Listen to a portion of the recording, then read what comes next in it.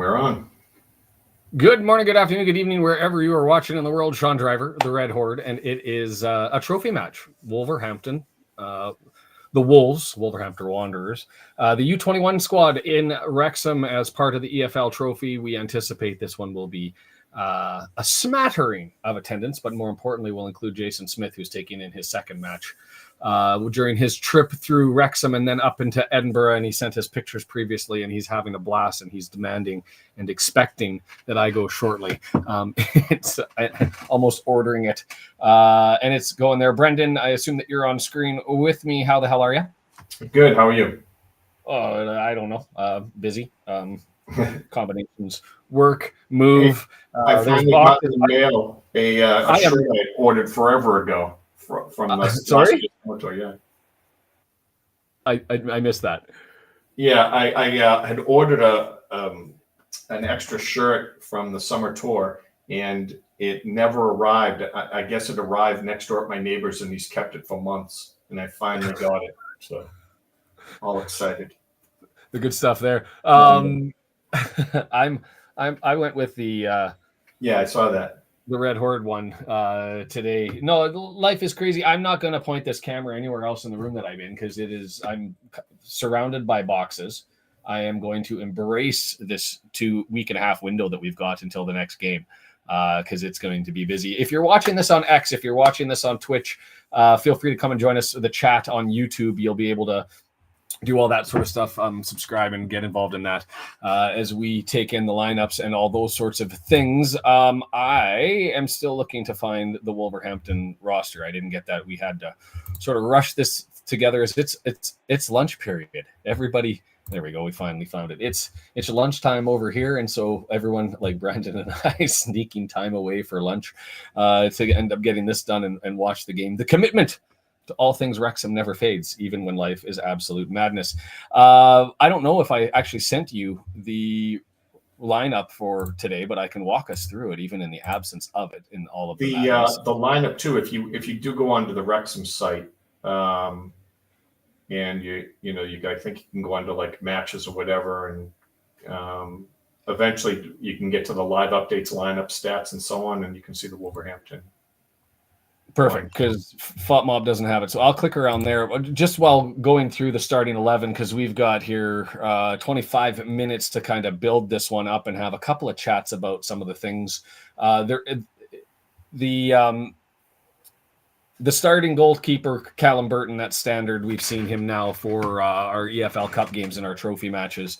The back line is going to have Brunt and Boyle, joined by Aaron James, he's had trophy games last season. He's had a start. So this is not his first start in a trophy competition, but he'll be on the back line. The wings, interestingly enough, Anthony Ford, not a part of the 22 squad, but he can be added in here. And so he'll be taking part. The rules and obligations is as long as you have a number of people who have played league games before, then basically it's pretty easy to check the box and qualify them. So Anthony easily added into the lineup there. The midfield, it's going to be James Jones, Ollie Rathbone, which is interesting to me. I suspect that's just an opportunity to give him minutes. And Harry Ashfield, who I'm excited for. This is his debut, at least it's his first full team debut this evening, and he well earned. I mean, we saw him in Vancouver. We've seen him now in a couple of trophy matches. And we chatted about him live when you were over here in Vancouver. He's got some special skill. Did you have any thoughts about what you thought about Harry? What was it? It was the last game that I saw him play where he looked like a totally different player. What game was that? Salford game? When he was playing up front. Yeah, that he looked like I was all excited that he just turned and tried to fire that shot instead of what might have been a difficult pass. I liked his aggressiveness. I didn't think he was that good on the ball. I didn't realize he was that good on the ball, let's say. I was going to say you didn't think he was that good on the ball, because I was going to say if you were to say what's his skill and what's his talent, it's his to me it was his ability to be calm and control with possession of the ball. His first touches, get it to his feet, and then I'll have a strategy similar to Dobson, who seems to be one step ahead. Like, it's not just I'm going to get ball, look for opportunity. opportunity. He knows it's coming to me to feet, and I've got a plan for this before. So there's two different things, though, right? There's Dobson, who doesn't seem to fumble it. First touch is solid, controls it immediately, and is solid with it. But you never see him juke anyone, beat anyone, do a tricky move, a tight turn, anything, right? Whereas you see all that from Fletcher. And that was the kind of aspect that I was seeing that I wasn't expecting. Because I think that's kind of like that gives you a place to go to, you know what I mean? And a dynamic to score in a tight area. So I wasn't expecting that out of him, and that's what I saw at that last one. So I'm looking that's the guy I'll be focusing on here today. I'm going to address Steven because he's in the chat here, and he said Faal is man of the match. And he better play today. He's in the starting lineup, number 22 up front, running with Paul Mullen. So Mullen, the captain of the squad. How deep is the squad when you go with Paul Mullen to start, and then you can maintain Marriott and Fletcher on the bench? I'll talk about that a little bit more, but just to finish things. So Rathbone getting some minutes in, Mullen getting some minutes in, Asheville we've talked about, Seb getting the start, which I think is necessary. He's come in a lot of games. He's had minutes, but we're talking like less than 5% of the minutes in League One. So getting him an opportunity to get a full run down the left wing, a good thing. And just to spell McLean, it's officially known as Max of the match. Are we talking about Max Kluworth? Because he's injured, and I haven't heard of any timeline for his return yet. But mind you, I've been away from Twitter for a while because of work commitments. So if anybody has the skinny on that, feel free to throw it. Here's what's interesting to me about the lineup is I would have expected that we would have seen one of at least two. Josh Adam, the attacking midfielder that we had from that we signed from Man City, who came in during just after the transfer window. I would have thought that this would have been a perfect game for him to, if not start, at least come off the bench. Other consideration for Callum Edwards, who we've seen up front come in some trophy matches. This is on iFollow. I will say, when I logged into iFollow, and I don't know, Brendan, if I asked if you had an issue, I had to do that whole clear the cache trick again. So when it doesn't see me as logged in, so I'm not yet logged in. Oh, okay. So if you haven't had a chance to go to iFollow early and to log in, then I would suggest everybody take a chance if you've got iFollow to go ahead and do that to make sure that there's no issues before you get in. Because if I had to do, I did two things. First, I went to my other browser. It worked, no issue, because I don't have any cache cookies tracking on that thing. So it's just raw, and it worked. And then I went back to my normal browser and I cleared some of the cache and was able to get in and log in anyways. I don't know why you don't have a login, log out function or something. It seems to lock it up, but in any event, it worked. So we're there. So if you're looking for it on iFollow, that's the way to go about it. Happy to be here for those who don't have iFollow and are just looking for a voice to kind of tell you what's going on. We'll see what ends up happening. The other considerations I thought, besides Josh, Adam, and Edwards, were Rainbird or Dean, and a couple of young guys who've had some trophy time before that I thought maybe they might get an opportunity. But instead, our subs are going to be Howard, Chomp, who I'm watching on screen diving for balls in front of one of the two nets. I believe that's in front of the tech end. Yes, it would be. And Scar, like, we've gone big on our bench. Scar, Barnett, McLean, Dobson, Marriott, and Fletcher. And that makes me scratch my head a little bit. Because I would have thought, like, Palmer's obviously not on the list because Fall's slid in to start. But that's another reason why I would have thought Callum Edwards would have been a nice add, is just to potentially free somebody up near the end of the game. McLean, who and Barnett, who have had minutes galore. I don't know if we could have gone with another option instead of them down the wings using our youth or not. But we've got really, other than Dobson, nobody in our midfield. And again, that's another reason why I just thought it's a trophy match. And look, I'm actually more bullish on the trophy than I've ever been. And simply because we've got the depth. To me, this is a warm-up competition. It's an opportunity to get some people who need some minutes. And nobody really gives a flying about this competition until you get to quarterfinals, maybe semis, and then you have that chance of getting to Wembley that people start to get a little bit excited about because it's a fun free trip to go and take in some football. But in the group stage, people lose out of this competition, and they kind of just shrug their shoulders and carry on with the season. For me, because of our depth, I'm okay with this, because when you look at it, what starters do we have going here?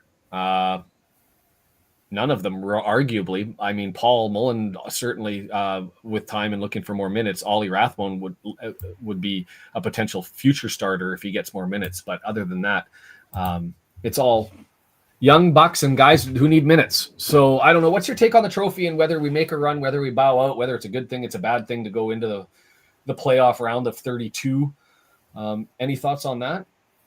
I don't like multiple tournaments where we're going deep, I guess. Yeah. Well, we're out of the EFL Cup, so exactly. Right. So I'm okay with, one or two.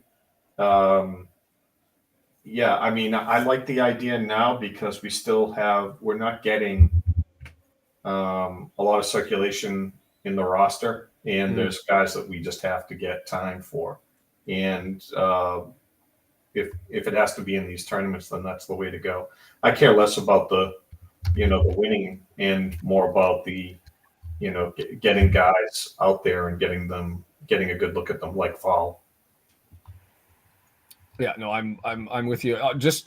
I could bring it up here, but I'm just going off of memory. You can go to Wiki, you can look up EFL Trophy, you can find the group. We're in Group B. We're sitting, only having played one game, behind Port Vale, who's sitting in first. This game, if we wanted to clinch a spot into the next round in advance of our game against Port Vale, we need a win. Either way, whether it be in regular time or whether it be through penalties. But that would be the goal, actually, I would suggest, because if we're able to secure it now, then when we go away to Port Vale, we can do whatever the hell we want, and so can Port Vale. I mean, other than satisfying the minimum standards of putting a couple of experienced players out there. And Brandon, I'm going to have to take this phone call. Do you want to just jump in for a second here? Sure. I see DeAndre there. It figures, DeAndre, we were the bad luck.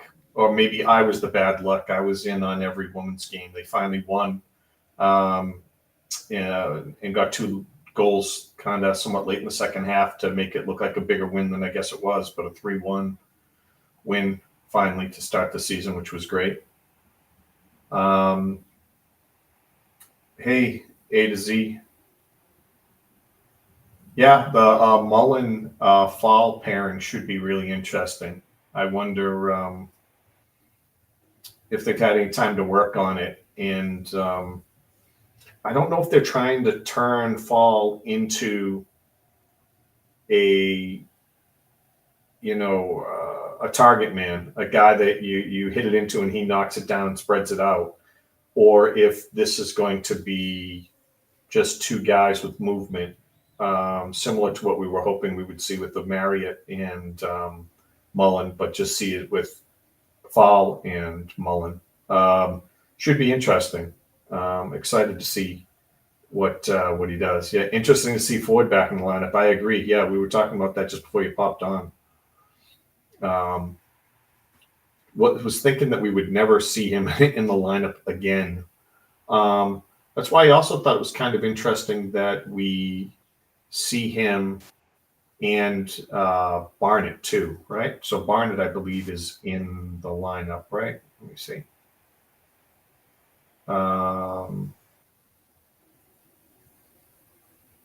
No, Barnett is not. Okay, that's why. Because he's on that right wing. We would presume that Revan's on the left, and Brunt and Boyle back on defense there. Yeah, I mean they got plenty of power just waiting on the bench with McLean, Marriott, Dobson, Howard, Scar, Fletcher, and Barnett. So Luke Bolton, yeah. I think with Bolton, I could have sworn he's a little dinged up, or at least that's what they're saying. I don't know if they're covering, for him just not being happy at all with not getting in, or if he's actually hurt. But obviously, you never know, right? Like, we don't know what happens in warm-ups, in all the training sessions. Someone could easily get hurt there. I'm back. There he is. I hope.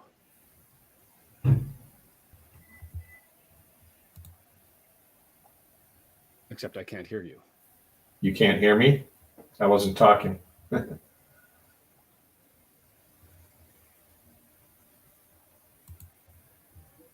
We have about 12 minutes to game time, thereabouts. If it starts on time, that is.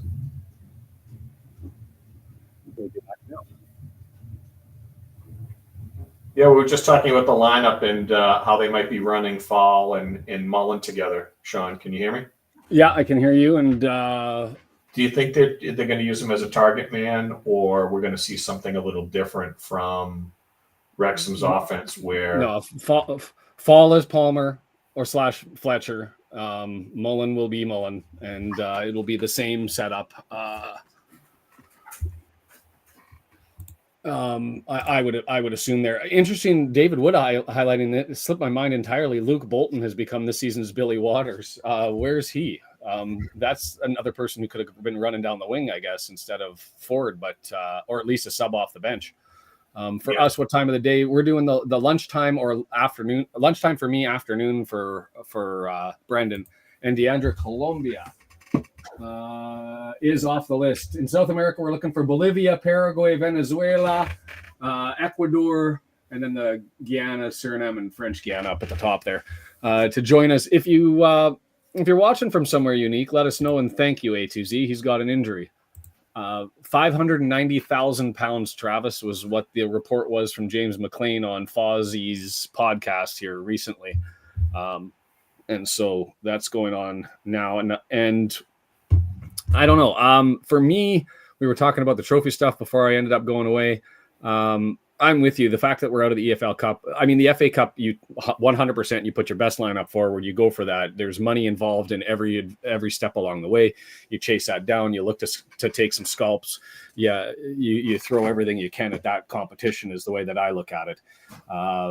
And to be fair, it's probably a little bit of a combination of our best with a couple of added extras in there.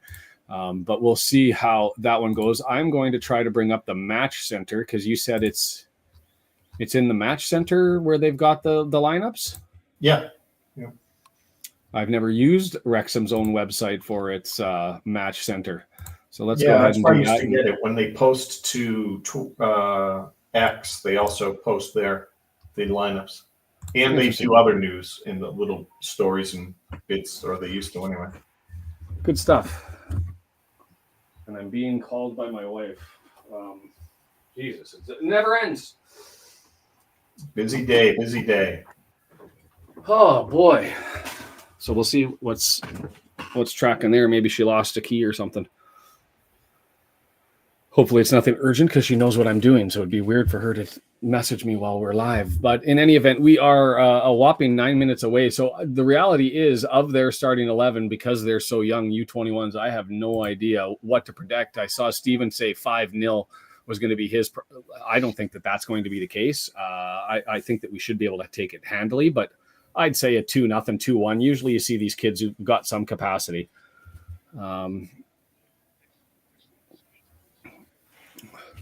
And we've got Mark Griffiths in our ear. And I guess for you, Brendan, this is not on Paramount. You're watching this on iFollow. So this is one of the rare times you get to hear Mr. Griffiths. Yes, I'm happy. I'm just expecting issues, right? Like I was watching the first couple of games, and then because it was so bad, I was like, okay, I have to go get Paramount. Just it's been good for the last 3 or 4 games. So Yeah. Christopher, you've commented there is a game available in the US on Paramount or CBS Sports. It is not. You've got to go to iFollow. I would go there early if you're not there right now, as there was some issues with the cache for me anyway.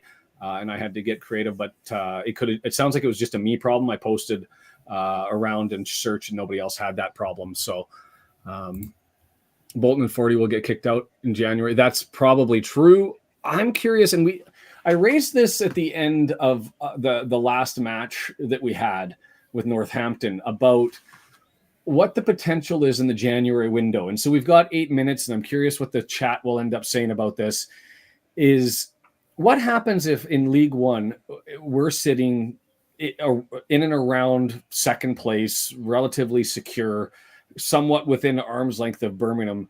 do we look at Wrexham pulling a January window to be remembered in order to do sort of what Birmingham has done? And just as a reminder, Birmingham, with the salary cost management protocol, rather than the rules that are in play in the championship, they run a 3-year rolling average of losses that you're allowed to stay in with your expenses. And so because they fell out of the championship, they were able to spend gobs of money, and none of that will count in their 3-year rolling average if they get promoted. So for Wrexham, if we end up looking like, holy, we have a real shot of going up, do they load up with the expectation that we want to consolidate in the championship, or do we not? Because there's a reason to say go up and come back down. I know that's dirty language and I'm not a fan of it, but I think there would some people who say we've got to make sure we get the academy set up and get as far along as we can within our framework, within our back of house, and so going up is way too soon. But if we are going to go up, and the guys have given us a chance to do that come January, do we load it up? I don't know if you've had any time to think about it. I don't know if the chat has any thoughts on it. But for me, it's one of those things like, if we have a real legitimate shot of taking a run at it, we might as well take advantage of what the rules allow and spend some money. Is that a thought that's crossed your mind, or do you think I'm just talking crazy talk? I think it's a little crazy because I don't know what the number is. And I think they would need it's a lot of planning to know. I thought this year was going to show us, okay, who's not even League One ready. And most of the guys, at least in our starting, look like they're League One ready, but I don't know if we can see if they're championship level ready. Like, it seems like we might have to go into next year and find out who just can't hang, and that's where you spend the money.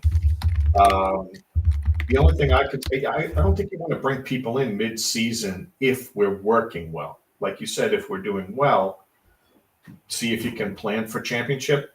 We'd have to be doing really well. You could bring in a bunch of injured players that will be better next year, like they'll be healed, and then just, you don't put them in the roster and pay for them now. Can you do something like that? I don't know. But I don't know how much that hampers you they don't count it all in the championship then? The funds for the transfer window and the debt, if you run into a debt, it doesn't count as a 3-year rolling average. That's essentially the long and short of it. So when you spend your 20 to 25 million quid as Birmingham did, and if they end up running a deficit this year, that won't count as their 3-year rolling average. And so they can load up and go as far down as they wish to, and then not spend as much, to get the single 15 million, $20 million man would be a knock against them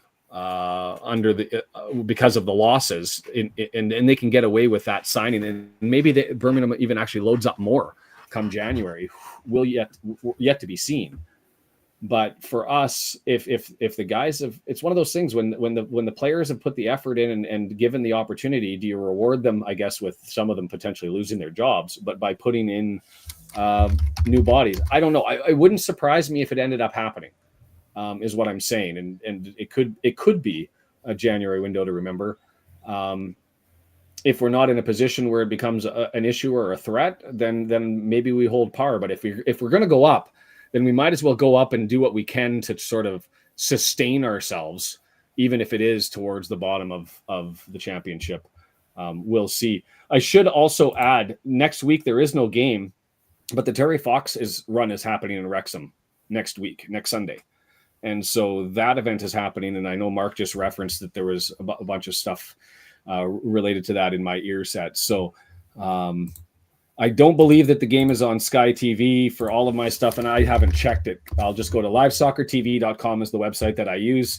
I just type in Wrexham in the box there, and it brings up the matches, and go to the Wrexham versus Wolves U21. No broadcast in my territory.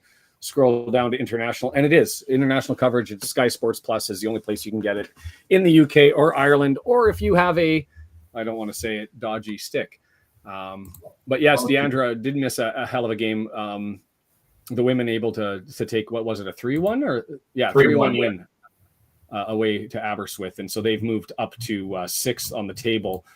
Cardiff Met, who I thought was going to be better, and Aberystwyth below them, so still looking for that number 4 spot.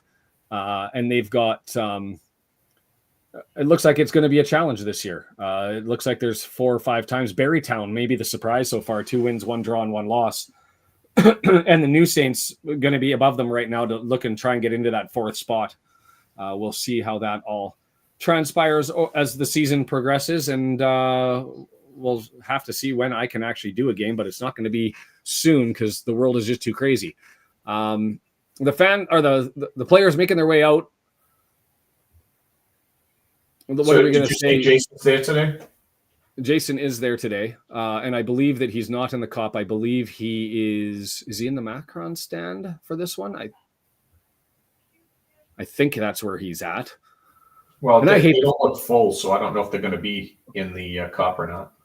Yeah, no, well known that, especially with the U21 matches, that there's a protest because there's a large segment of the UK fandom who doesn't believe that the Prem teams that and the top teams should have their academy, their U21 squads playing in this competition, as it's a gateway that ruins the lower league football. I don't know. I think it's just to me, if I was an English football fan, I would want our young players to get as much competition as they can against top teams, and so this is an opportunity to let their young guys have a run out against some talented men's football players and deal with that experience. So from a development perspective, I think it's good. From a club perspective, I see the challenges. To me, it probably neutralizes, to be fair.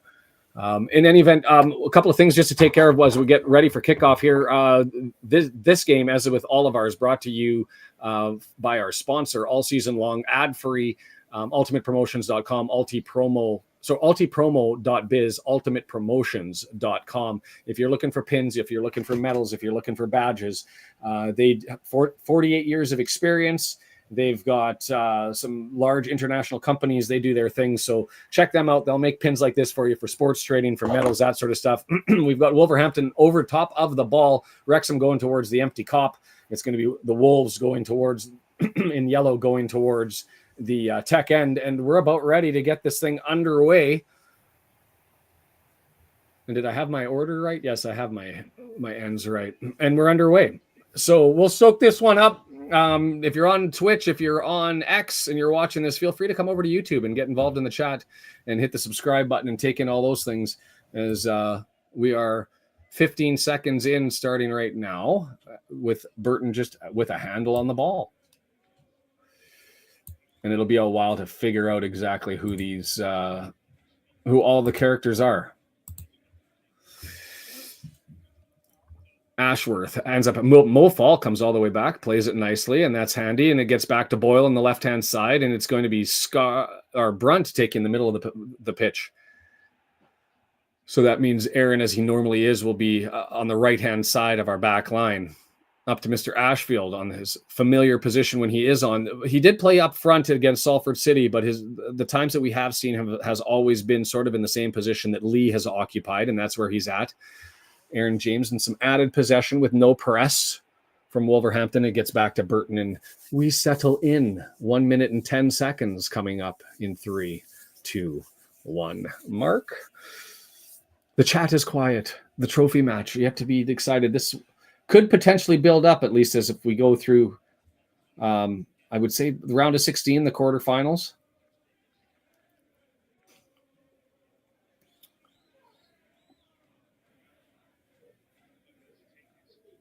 Akadua, the defender, number 61, staring at the ball. He's got, oh, great, another Ash. Well, an Ashfield and an Ashworth. I'm going to get that confused now that I recognize that as midfielders battling on that side. Mullen charged it down. It gets knocked out. A quick throw to Faal. Rough first touch, but I thought we were going to be able to gain control through Ashfield. And instead, it's entered down, and Mullen had cleared the space, and so it just rolls harmlessly for King to go and grab, and it's a goal kick in the first possession, really, by Wolverhampton. quiet, eerie. Watching trophy matches, just it's hard to get excited when Mia and Mark are crystal clear because there's nobody else in the background echoing away. Aaron James with the header knocks it forward to Ford. He got Mullen. Mullen played it on thinking Ford was coming forward, and Ford was not coming forward. So throw in for Wolverhampton. This will be Sutherland taking it. Throws it back and knocked back by, that would be Voice on the left-hand side, it looks like. Voice with it again. Long ball to midfield, headed down. Well done by Brunt to clear that away, and it bounces around, and it's going to land on Boyle's feet, who gets it to Mr. Aaron James. Long ball. Brunt searching. Well done. He's got it for Revan. If he's going to be able to chase this down within the 18-yard box near the goal line, he's got Okadua on him. Drops it back to Ashfield. He's staring at Ashworth, and brought all the way back, and the switch will be on. Brunt, midfield. The chat is eerie, folks. Mo Faal with the pace. Burns around his man. Nice little touch. Holds onto it. He's got Ford with support. Leaves it for him. Runs towards the middle of the pitch, and Ford does a dance, and he's going to look to get it to him. Faal. Back to Ford. Not a good pass, and it ends up being cleared.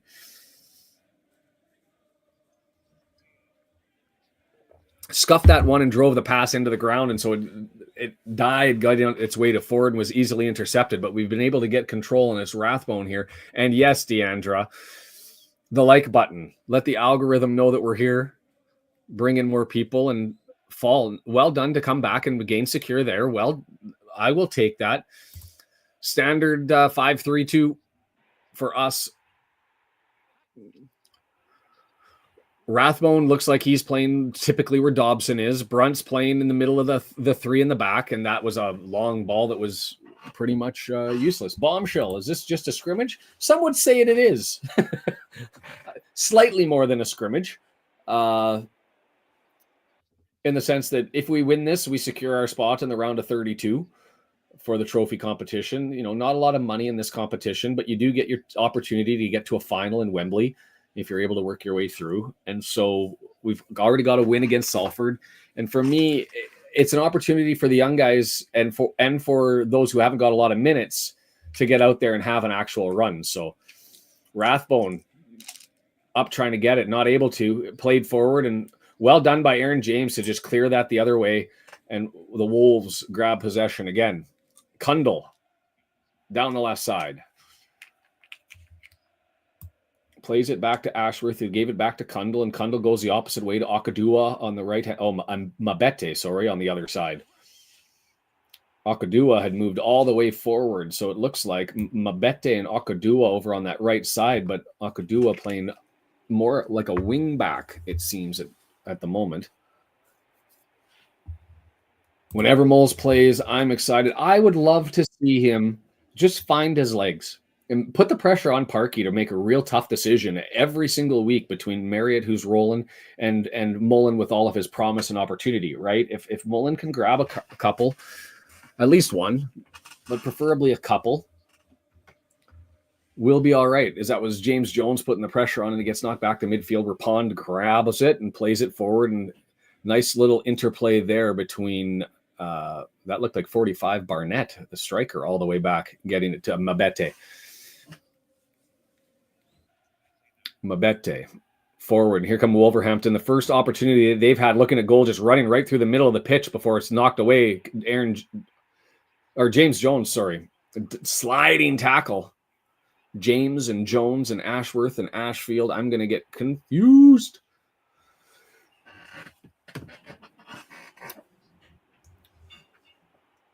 Sutherland, left-hand side midfield, draws it all the way back. Yeah, Kim, I'm hoping that Revan is able to spell McLean at some point, right? Dobson, nice little tackle. Rathbone playing in where Dobson normally does with the nice tackle, and he plays it and gets it to Ashfield, and we're going to end up getting a free kick here. Played quickly and back to James Jones. James playing, it looks like where Cannon normally does, and it's up to James, who's drawn it back to Jones, who's filling in as James went forward.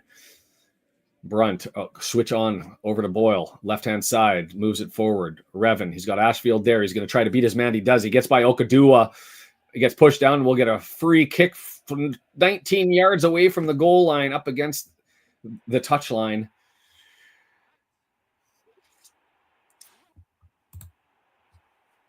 Kyle, I'm with you, but there are certainly people, and if Steven is here, he'll let you know the opposite view. But I'm with you based on quality that we've seen so far this year, and that's not to say that Paul is not quality. But as far as performance right now, it's got to be Marriott for the games. But I would love to see Mullen fire it up and make it more of a question. Revan, nice entry into the box and Faal on his head. That's exactly why you have him there as a weapon, but he's not able to keep it down, and it goes headed up straight over top. Ogonko is not in.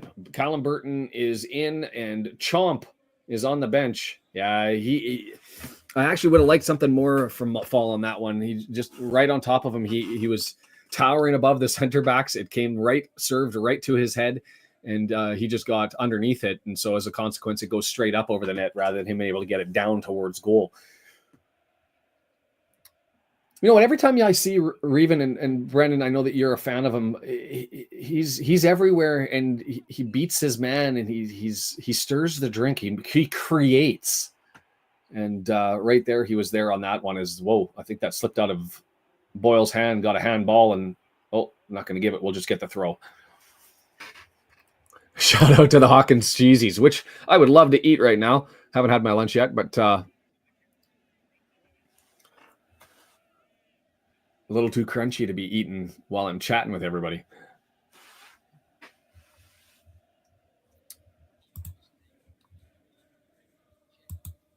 FOTMA with no stats up. Let's go to SofaScore and see if they've got stats up.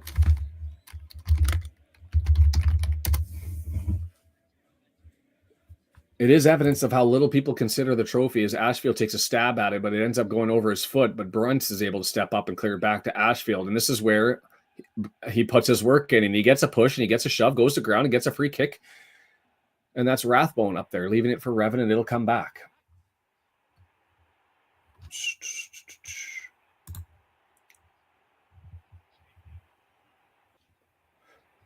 We got a momentum meter. We got stats from SofaScore. Interesting that FOTMob doesn't scrape them. But in any event, 1 shot on goal, 3 fouls early on, in possession pretty much damn near 50-50 as Aaron James, a long looping ball. It doesn't get to anywhere, finds ahead of a Wolverhampton defender who clears it forward. And here comes Wolverhampton with some added possession here.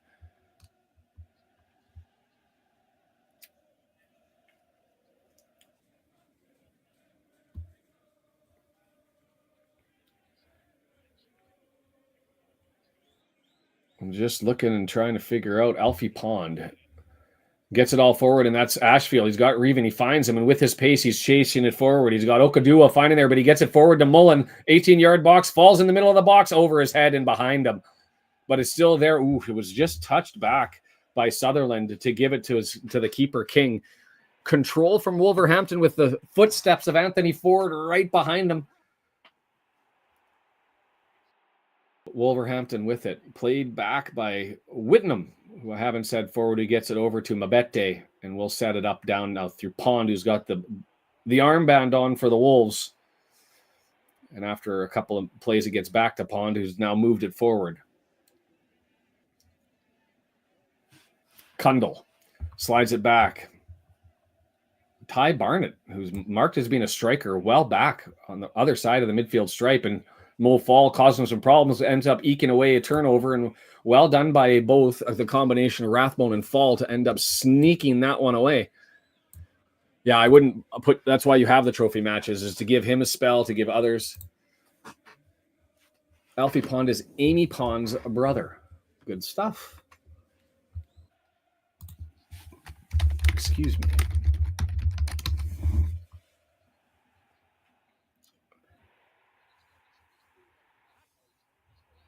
Doctor Who? Is that who we're talking? No, that's the fictional character. Who's Amy Pond as I'm looking through? You're going to have to help me out. I'm going to sound a little bit green and plastic on this one, and that's fine. I'll ask the question that other people had. Oh, Mr. I have no idea. That's the tricky thing about the U21s is you get a snapshot in time of whether it's appropriate or not to look at bringing anybody in. I would suggest Parky typically doesn't like his loan signings. Very rarely does he go for them. unless there's a gap or an urgent need. So I'd be shocked. He seems to prefer to have those players who sort of age out of the academy, like Adam Josh did. Long searching ball, looking for Reven down the left-hand side. Can he get there? Little scramble and a push, and not able to secure it. Oh, we got a corner? I thought that was going to be off of his right knee and took a bit of a flop, and Reven says, hey, I didn't do anything, and so we're going to get a corner, and it's going to be Mr. Anthony Ford moving over to the left-hand side to take this one. That was Wesley Okadua, who FODMob says that they're running a 3-4-1-2, but Okadua has been all the way up and all the way back, which I guess you'd expect from Sutherland. Here it is into the box and cleared away. Well done, and it's knocked back by Rathbone, who gets it to Jones, and Jones looks to serve it up, and it deflects, and it's going to be just punted out. And here comes James Jones to grab that one.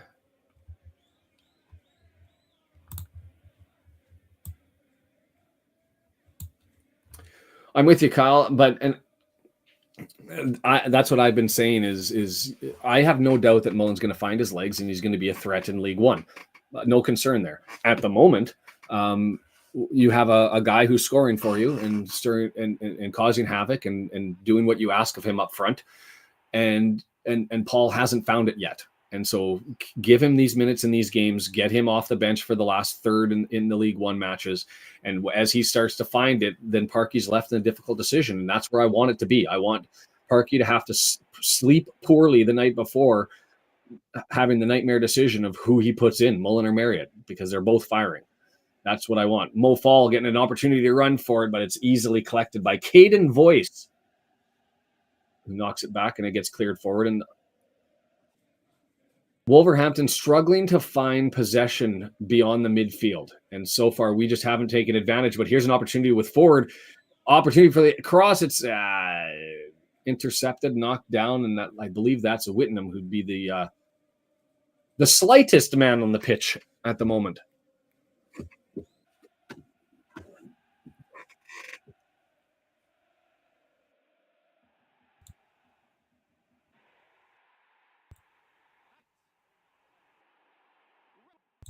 What do I expect from this match? It's always impossible to tell. I mean, I would think that our quality Ashfield takes over from a slip, and he's going to come forward on the left-hand side. I'll get back to that in a second as he runs right into the midfield, gets clipped in the heels, but maintains it. Jones is there. He's got Mullen on his left, but he takes a hot crack and well struck. Tried to do a cannon blast, did Jones, and at 25 yards out, keeper had to dive to his right and make the same. I don't know. You've got Mullen there, and everybody was sleeping on him, and he was offside. Would I've gone for the lift there? Maybe if I was playing FA, I would have had the controller out and probably gone for the pass rather than the slash. But it's always tough to tell with these U21 games. They're going to be competitive.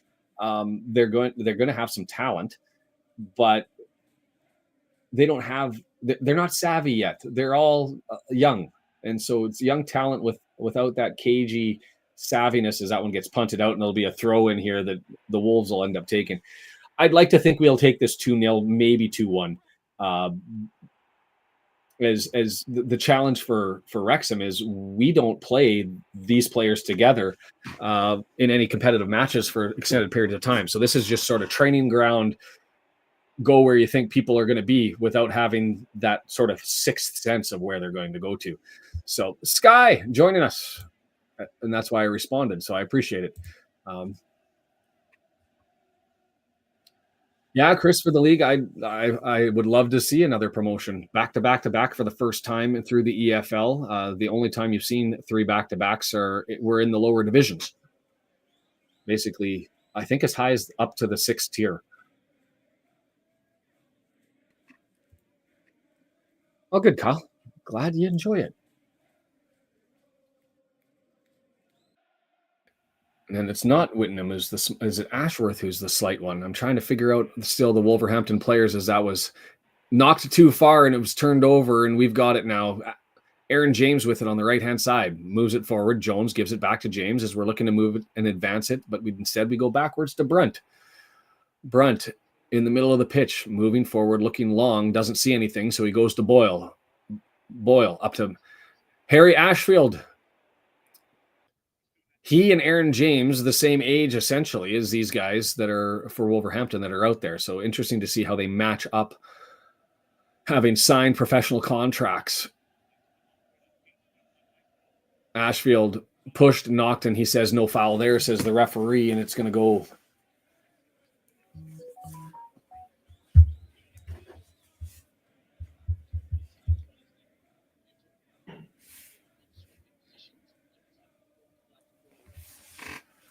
A long time getting this throw in. Did he just ask his manager to take a step back into the box? or was that the fourth official? Give him a little bit of a wave. Jones has been a bee in their bonnet. No, a potential turnover to Faal almost there, chasing on that pass. It just got into the 18-yard box and was cleared by Tom King all the way down, and Aaron James is going to end up collecting it and moving it forward to Ford. Ford with it.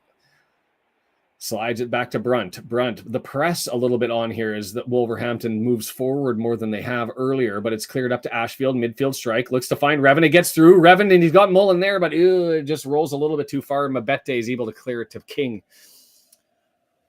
We're starting to, it feels like, to sniff around and get closer to that 18-yard box, but just no magic at the moment.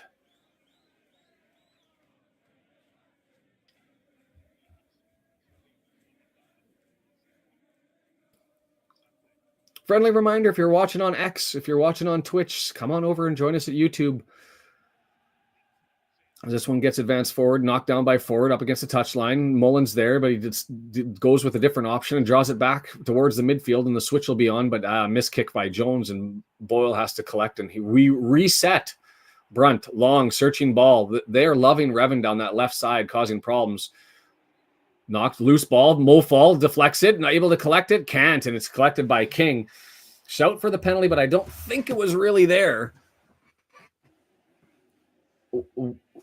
Went up into the air, came down, knocked it down, and tried to make a play. I don't think there was enough in the contact. I think the ball was just loose. And took the opportunity to try and draw it and was unsuccessful. But well done by Mo. He's looked, I'll be honest, a lot better this game than he has against Salford so far. He was struggling with some passing. Always seemed to be like a foot and a half going the wrong way with his passes. At least now he's searching up front and creating some difficulties as Jones tries to get there, and he can't and frees it up.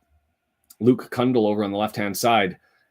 And there's the KG veteran Rathbone coming back, interception. Calm as knocks it back to Boyle, and Boyle's going to go the other way on a quick pass looking for Anthony Ford. He's going to be able to get there behind Sutherland, and he's up against the goal line, 18-yard inside, just outside the 18-yard box against the touch line, and gets knocked out for a throw-in. Let's go. Punch and pie?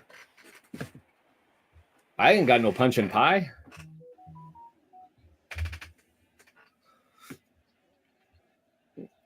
Hope that doesn't mean you're disappointed. Do I lie to everybody on X and Twitch? Come on over. We'll do the punch and pie.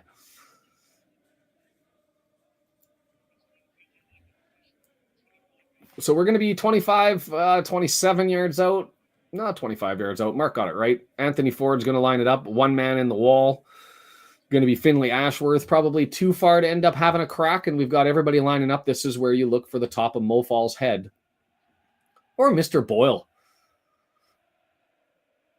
He's scored in 2 consecutive matches that he's played in, hasn't he? Oh, it's tight. It's there. Scores! Brunt slides in and left foots that one in easy as is the defenders late on the turn. And we had 3 red jerseys on the other side of the line. And Brunt just easy as puts that one in 1-0. Well done. Draw that one up. That was gorgeous. Lewis Brunt opens with his first in the competition for Wrexham. Is that just looped over? Mullen was there. Could have probably had an opportunity with the head. Leaves it for Brunt, who's there. Boyle's in behind on the far post to try to collect it. 1-0. Wrexham. And we don't have a Lewis Brunt song.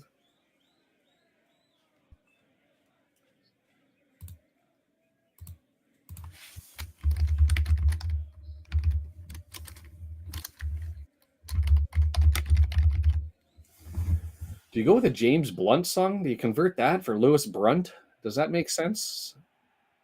Wrexham fans will guide the way. I stopped trying to suggest chats. Is that nice little flick over top to Ashfield, and he dances around one. He's got another guy behind him. Just control, Harry. Well done. Gets it back to Rathbone. It goes over to Revan, and the two of them looking good. Back to Ashfield. I love the man's touch on the ball, and the great little nutmeg pass, and Faal tries to get it, but that a little bit too far ahead for Ashfield. It's cleared out. Tell me why Mr. Ashfield can't get a cup of coffee in a League One match. Watch him. The kid looks good. All good, Dave. The goal is yours. There's Faal off the top of his head again. Mullen, so he can't get up there, and the defender climbs over his back and is able to head it away.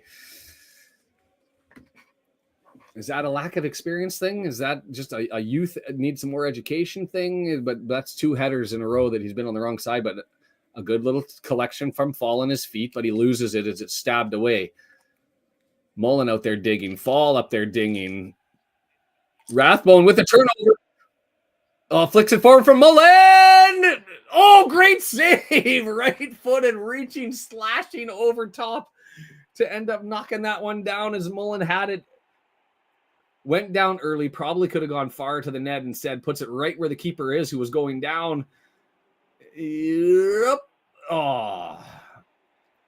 Left-handed stab, gets it up and knocks that one away, and we'll get a corner. And Mullen a little dejected on that one. What's a midfield stripe? What is the midfield? The line? The middle of the pitch? The midfield stripe. I'm going to have to go to a football dimension and pull up the dimensions because it's a Tuesday. Far post from Revan. Was that Revan? It was Revan who took that. Interesting. Anyway, missed. It's all the way clear. Jones puts it forward. He's got Revan now on his opposite side after taking that corner, and it goes out of play. And Revan kicks it along. That's twice he's done that. I wonder if he's going to get a talking to as he's played it away from Wolves defenders after it's gone out into touch.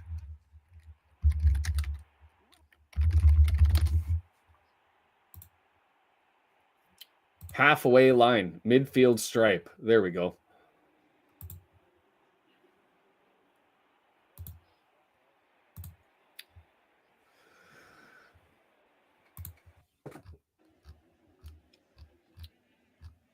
I thought I've heard midfield stripe from other broadcasters. I didn't think that was me making a mistake with that the entire time. No, the red line in hockey. Well, it could be field hockey, I guess. I don't know. But ice hockey, the red line. Blue lines for offside. The season gets underway over here. The Canucks start their assault as that one gets moved forward. Ashfield up over top. No foul given on that one as he piggybacked the defender and went right over top of him. Wolverhampton with it now. First time they've had an attempted four-way in a while. And here it goes to Sutherland. He's got Ford on him, 18-yard box over in the corner up against the touchline, and the cross is on and it hits Ford and bounces and deflects to Mullen, who comes back. Yeah, a bit of a giveaway. Sutherland not able to collect it, and it lands up on the foot of Kundle, who's up there. Draws it back. Caden Voice has moved up. Moves it forward to Kundle. Kundle advances it. Everybody's coming forward here a little bit. That's Ty Barnett, who's the striker, who's moved forward. As far as I recall, I haven't looked at the stats, but I'm 99% certain that that's Brunt's first. Oh, well through 18-yard box. Offside flag. Looks like it went up. Not by much, but I do think it was the right call. Offside given is Okadua just a little bit quick in breaking the line. Free kick given, and we turn it over. What a replay. Woo! I'm not sure whether Brunt maybe had him closer to even being where I thought with the defender that was marking him. Brunt was a little bit further behind, but I still think it was offside. Corners are 2-0 right now for us. Possession, 53%, 47%. One big chance. We've had 5 shots and they've had none. 2 saves by the keeper so far. I'm surprised it's been 53-47 as we've had a lot more possession than we normally do in this one as Brunt gets it over to Boyle on the left-hand side. Moves it forward. Here's Ashfield again with Revan. Gives it to him. Moves forward. Revan looking for him. Tries to chip it to him, but doesn't get enough on it. And it's turned over. Okadua collects it. Draws it back. Is it going to go for a corner? Saved by Mabete. Just barely. The fans were screaming. Ashworth grabs it. Gives it to King. And King thumps it down the pitch. The keeper. Brunt knocks it down. And well done. We'll collect with Aaron James on the right-hand side. How many first downs?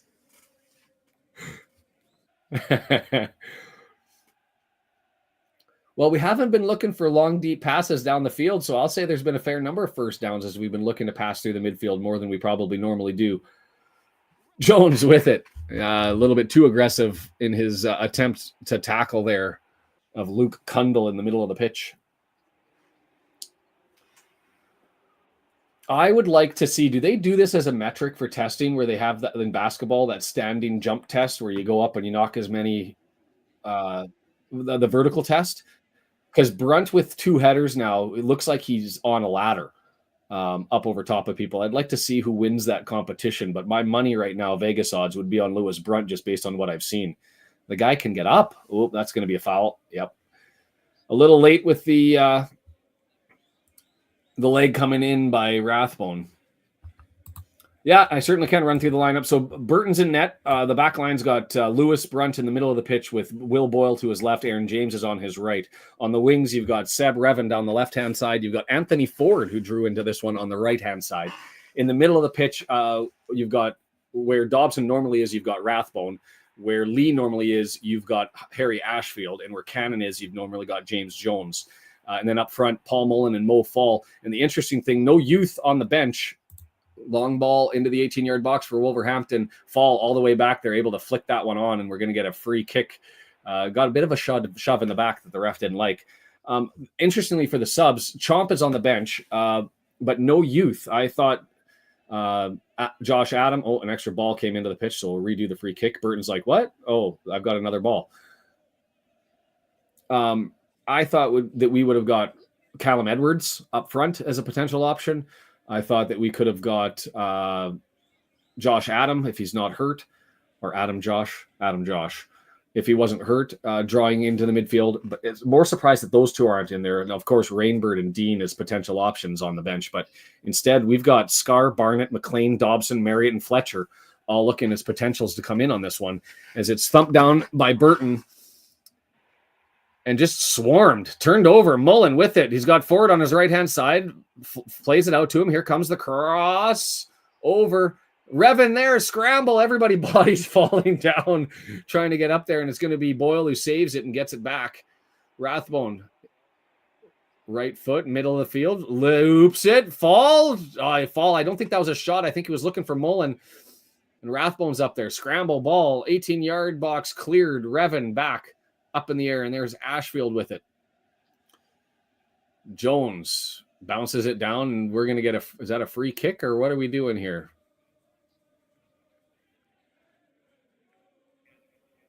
I think he's doing a head test more than anything else. Is this going to be was that from a head? Ooh. Yeah, he took the ball. He went up and kind of bumped up against Ashfield, and took the ball off of his schnoz. So blown down for that purpose. Hey, I see 60 people sitting there on X. Welcome. Love having you. Try us over on YouTube. YouTube.com @TheRedHorde. You can find it in the feed at the top. It's the pinned comment. And come in and join the chat. It's easier to connect there than it is through the lead on Twitch, but I'm going to bring that up and hit the pause button and just to see if there's tweets that come along.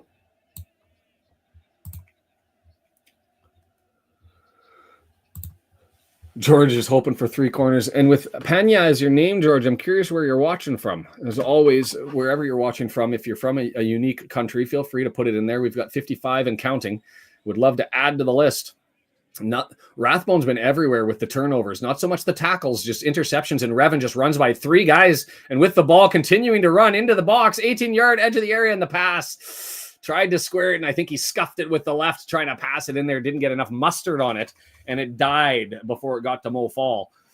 Did all the work 40 yards gained, blasting through 4 guys. Romania? I think that's a new one. I believe that's... Oh, no, we do have Romania. Welcome anyways, George. Nice to have you, and thanks for joining. As Boyle has it. Gets it to Rathbone. Not the midfield stripe, the halfway line. James over to forward, looking forward, long ball. Mullen's there. Does it get over top? It does. 18-yard box. Mullen laid up, and the pass. He put it behind Faal, and so it's easily collected. The pass just not quite there from Paul. And here comes Wolverhampton, 3-on-3 with Jones trying to get back. Red jerseys get back, and we're under control defensively as that one just gets past Ashfield. Middle of the pitch, and we'll get a free kick from a dangerous territory, 25 yards out. Yellow card? No. I didn't think it was a yellow card. I do think it was a... Mark is saying that he thought he was too strong. I don't think that was the case. I think he stabbed the leg in there too far. No, he got too much of the leg, and it was well enough blocked that it wasn't a 50-50 ball. So I'm okay with the foul.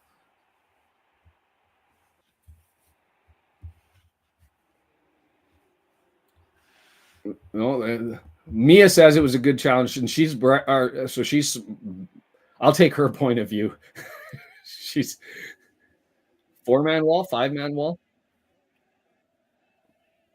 Oh, you think he got ball first and then 5? I thought he got legs through and then got ball, but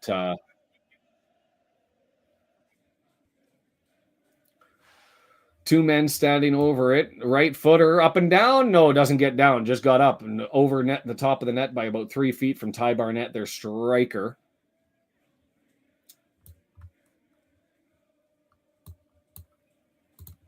And all good. Multi 10-10. I'm going to guess, looking at the stands, what do you think? 30... Are we going to get to 3,000? Do we even get that high? 2,200? 2,200.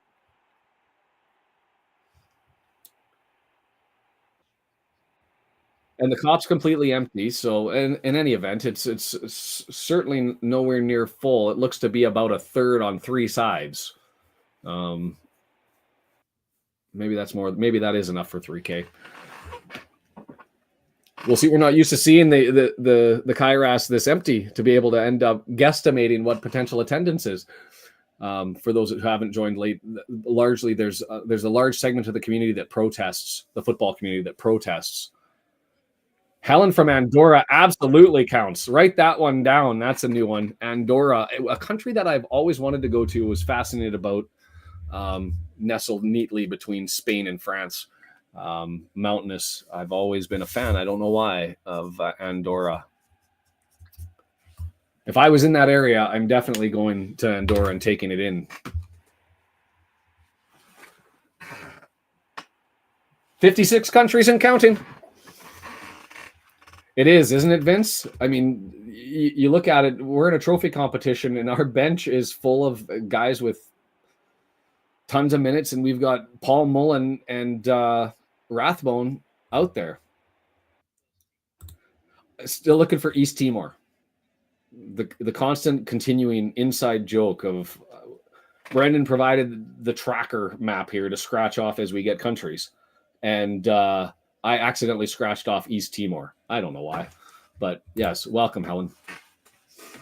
So one of these days we'll get somebody from East Timor, and I'm going to have to check their IP because it's an ongoing joke.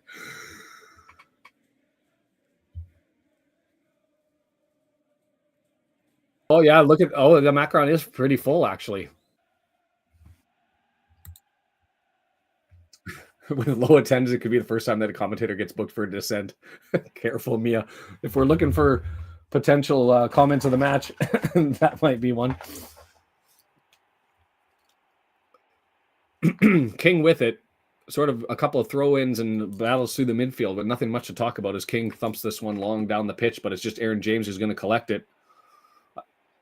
Intentional, accidental, I don't know, but it ends up bouncing over to Boyle, who chips it over top, and nobody's there. Struggling to connect, have we, moving forward here since the goal.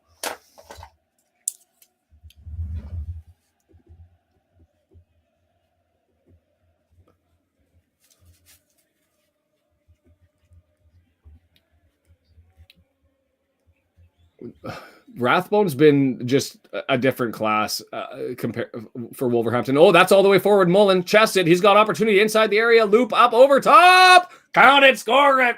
Super Paul Mullen. You cheeky little chip up over top of the keeper, and King sitting there staring to the sky, crossing his fingers and puckering his butt and hoping it doesn't cross the line. It does.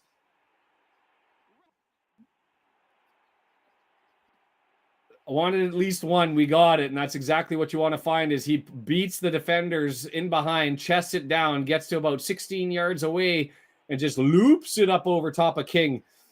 King in no man's land. Do I come out? Do I stay back? What do I do? He comes forward, and we score it up.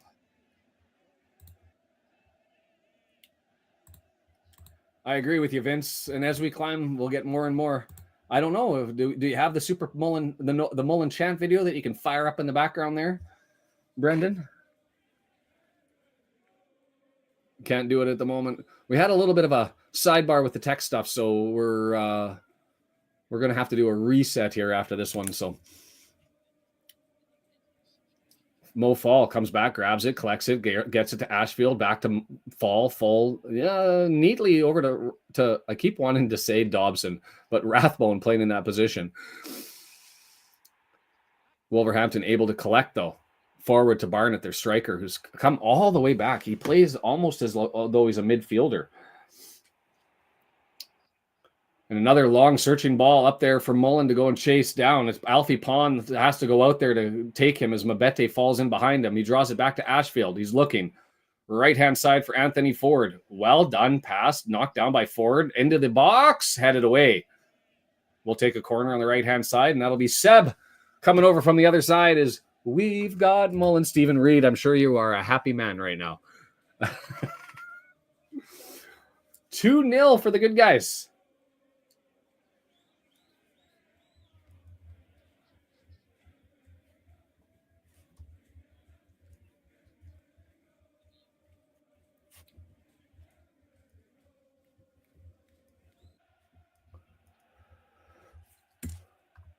Vince getting greedy. I like it.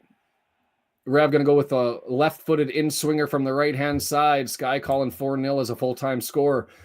And here we go. Far post. It's up there. Wow, what did he call? Boyle on King, prohibiting him from going out and collecting that one. As Mullen had that on the far post and was looking to, I think, to try to head that back into the mob. Wow, Steven's saying there's 3 more coming. Stats so far, 7 shots to 1. Goalkeeper saves are 2 for them and 0 for us. We're 3 corners are 3-0. Fouls are 7-4 with us taking the 7. And the passes damn near equal, 234 to 217. And for a team that averages 311 passes per game, 234 is a fair amount to get 40 minutes in on this one. Aaron James comes up a little bit too assertive on the tackle there. Foul conceded at the halfway line.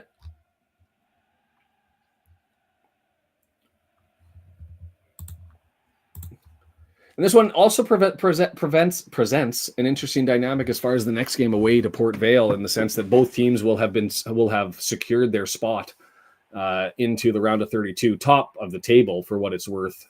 1 seed versus 2 seed, which in this competition I don't think means much, but top seeds would be a battle. But I think an opportunity for both teams to run out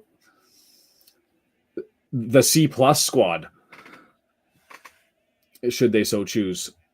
Reven with it, bangs into the shins of Barnett, and Barnett able to collect it, and he gets bumped into, falls to ground easy with the flop, not given, and it's in the midfield stripe for the Wolverhampton as they've got it through Kundal, 18-yard box. Does he take it? No. Draws it over, chipped over, headed. Well cleared by Boyle. Alleviates the pressure, at least momentarily, as Ashworth collects it and drops it back to Mabete. Ooh, from any team, George? That's a big, bold bet. We'll watch the corners as we're sitting here at 3. Is it only Wrexham corners you need, or is it all corners? Yeah, all the Prem teams have their academy get their opportunity in the Prem 2. U21s and their goalkeepers are allowed to be older. Well, I don't think there's going to be a lot of added time. That's the concern. You're going to need a corner and taken quickly and back out for another corner, I think is the way you're going to have to go as King's directing traffic. We're wasting time. We got a bet going on here.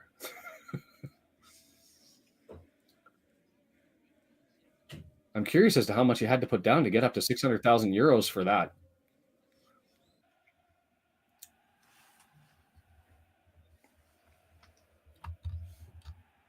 And hi, Hugh. How are you? I missed that one. Nice to have you here again. It is, and forward chasing it down. And we still have a spot open that we could use to get him in if we need to. I've always assumed that would be for a free agent, or early on anyway. The time has probably passed, and I haven't looked at who's available as free agents to sign. But you'd think that was a fascinating list, the free agents that were available after the window closed, as everybody seemed to have a wart, whether it be wouldn't pass the Parky Plonker test or with injuries or whatever it was. Burton gets us back underway a minute and a half until we get to the 45-minute mark, and Faal's not able to get there. It bounces up and around, and it's collected there by Sutherland. Turned over. We were playing. Oh, he gave the foul. I thought that was going to be a foul for us for taking out Mullen, but instead they gave it to them, and they played quickly, and here comes Wolverhampton up the right-hand side. Mabete. Over the halfway line, gets it up to Ty Barnett, who draws all the way back in their formation. Maybe he's not playing there because he's up forward as well, sort of switching with Okudua back and forth. The captain, Pond, of the Wolves U21 squad, gets it forward.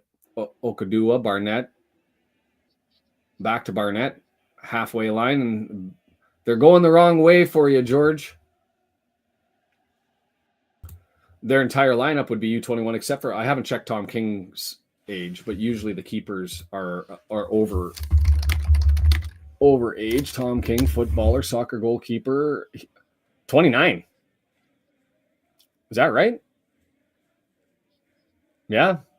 I thought they had to be under 25, but I guess not. At least for the purpose of this competition, maybe the Prem 2 rules are a little bit different.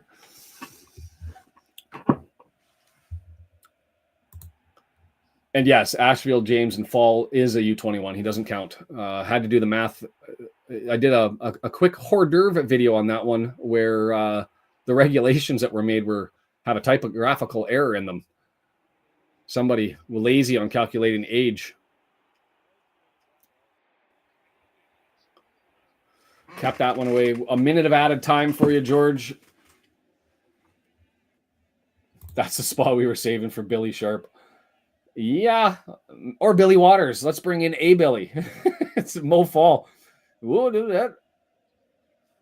Tough tackle from Mabete as it was rattled around by Mo Faal. Ref didn't like where it was taken from. We're getting close to the minute. We're going to need a corner here basically off of this play, and then a secondary back corner that the ref allows to be given, George, for you to win your money.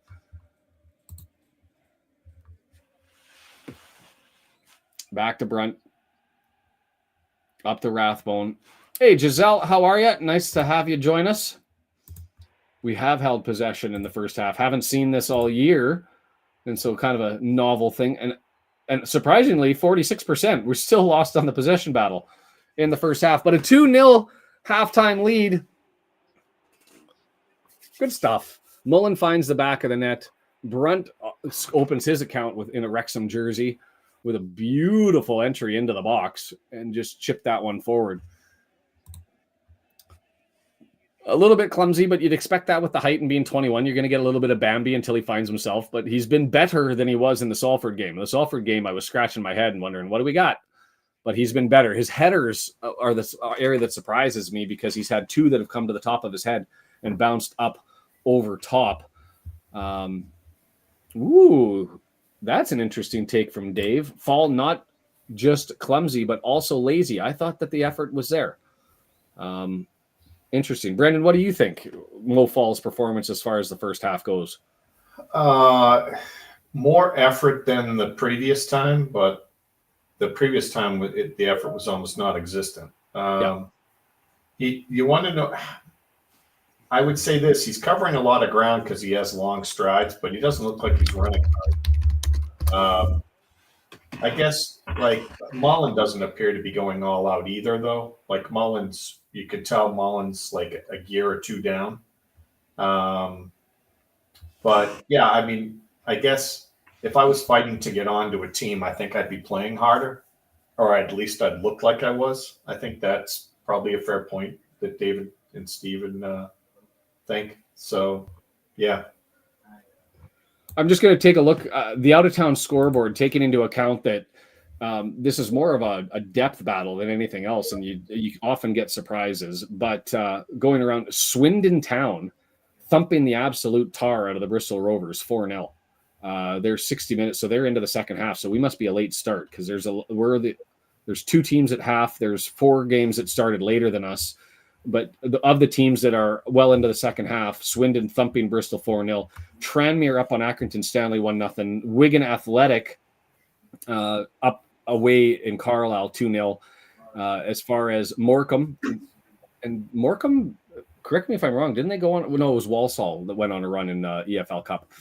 But they're losing at home to Nottingham Forest U21 squad 2-1.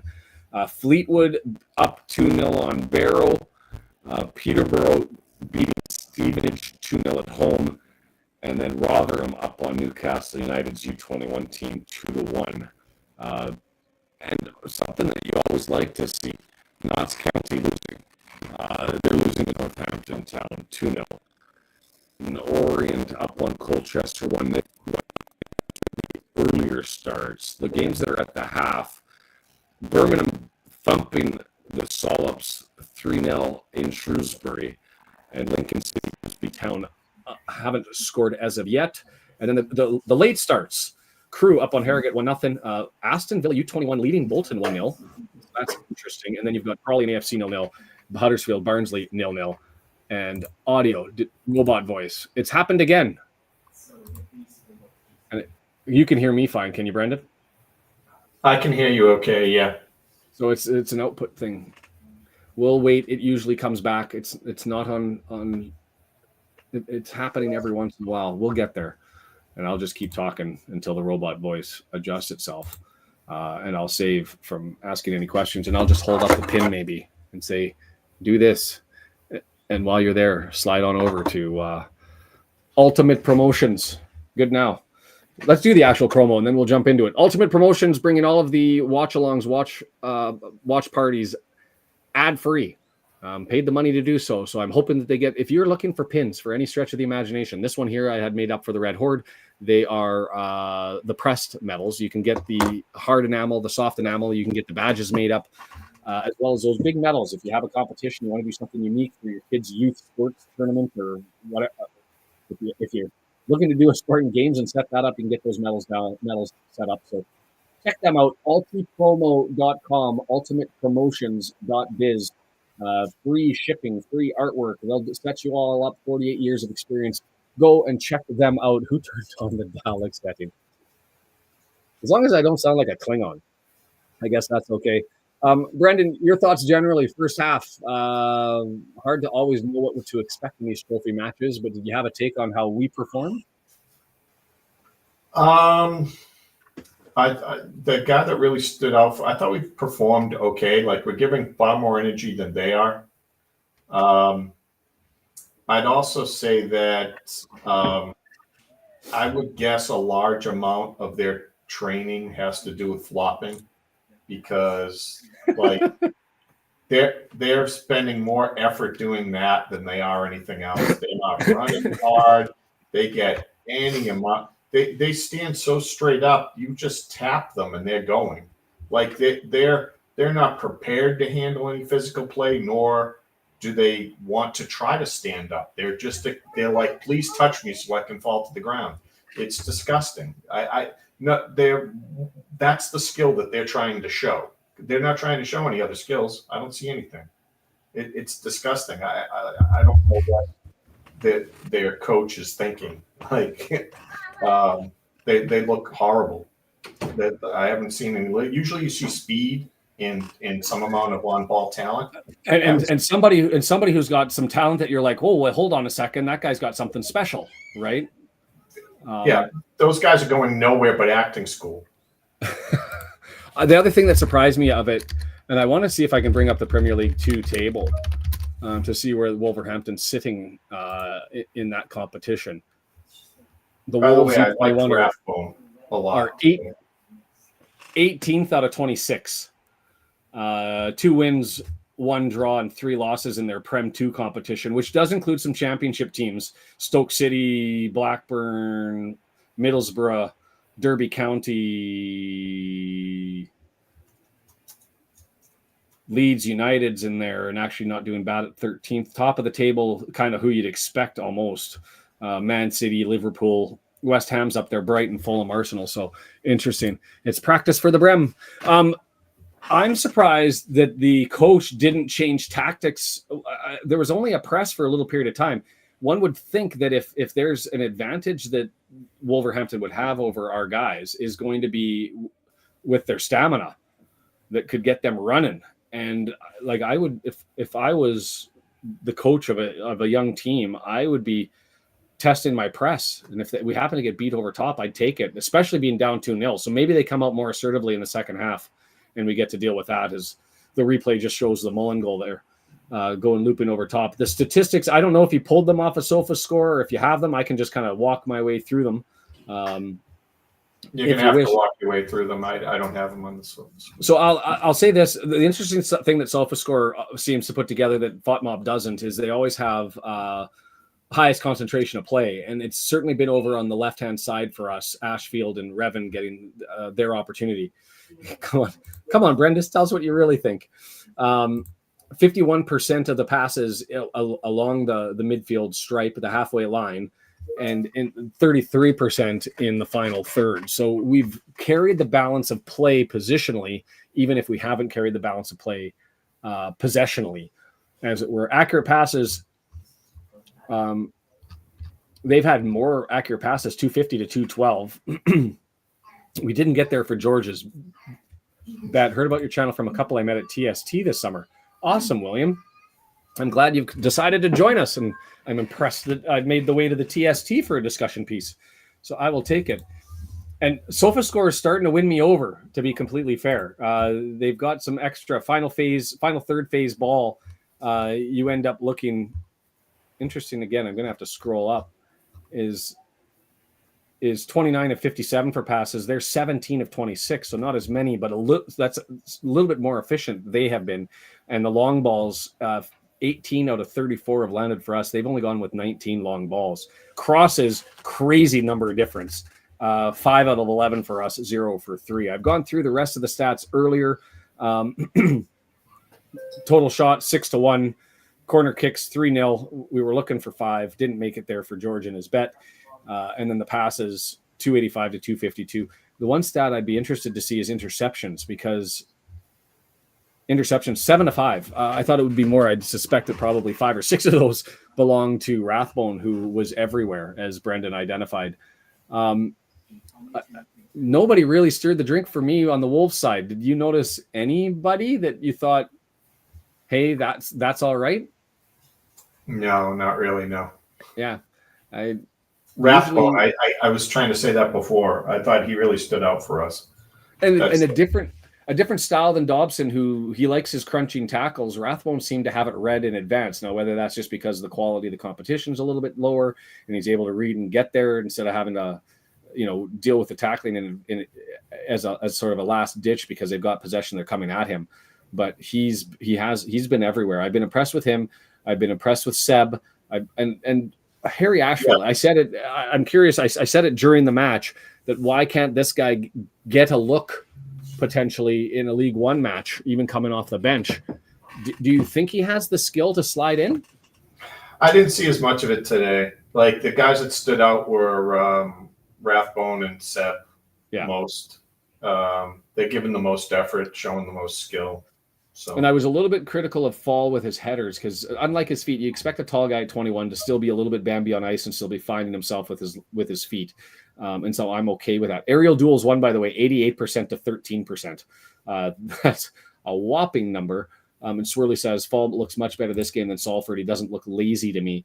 Ashfield looks great again. Good moves, good runs, a star. I agree. Ashfield looks great.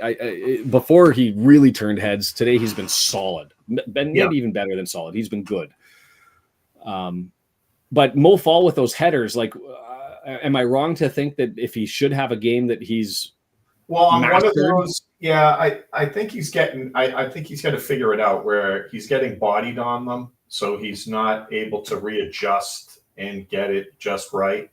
At least one of them where they took it from the corner and he went to head it, and it looked like he was trying to direct it to Mullen, and then instead of catching it on the front portion of his head, he caught it on the top a little bit too much, and it kind of floated to Mullen. But he knew he couldn't put enough on it to get it in goal. So instead of just taking an awful shot at goal, he focused on trying to get it to Mullen. He was getting bodied, and it just slipped a little further back on his head, I think. I don't know. I think he's got you'd think he'd already worked through that kind of stuff already, but maybe the game's just a little more physical now for him. I don't know. Yeah, I still would like to see him potentially be the holding man and give Palmer and Fletcher a bit of a spell more in a League One match. I mean, we paid the money, and I'd like to think by the end of the year he's hopefully able to find himself a little bit better, because I tweeted this when we signed him. He's probably going to be the type of signing that I question for the first year or year and a half, and then in the third year start to wonder how we were so fortunate to end up having him. And I expected there to be some growing pains. I mean, the kid's 21 years of age, so we'll see how it goes. I'm curious to hear what the attendance is. I'm going to bring up the wiki page here for the EFL trophy 2024-2025, just to have a look at what's over there. Ashfield's only 18. See, that's scary. Wow. That's scary, because he just has so much. What's it? His sense, his intuition. Yeah, game sense is good. His game sense is just bang on at 18 years of age. Yes, he has the skill, and yes, he'll turn on people, but he's able to make. He knows what he wants to do with it, and he's got a sixth sense, not a sixth sense, but also a sixth sense as to where he's going with the stuff. So November 12th, the next match for Wrexham, and that'll be around the time when the FA Cup first round proper gets started. FA Cup first round proper. When does that all start?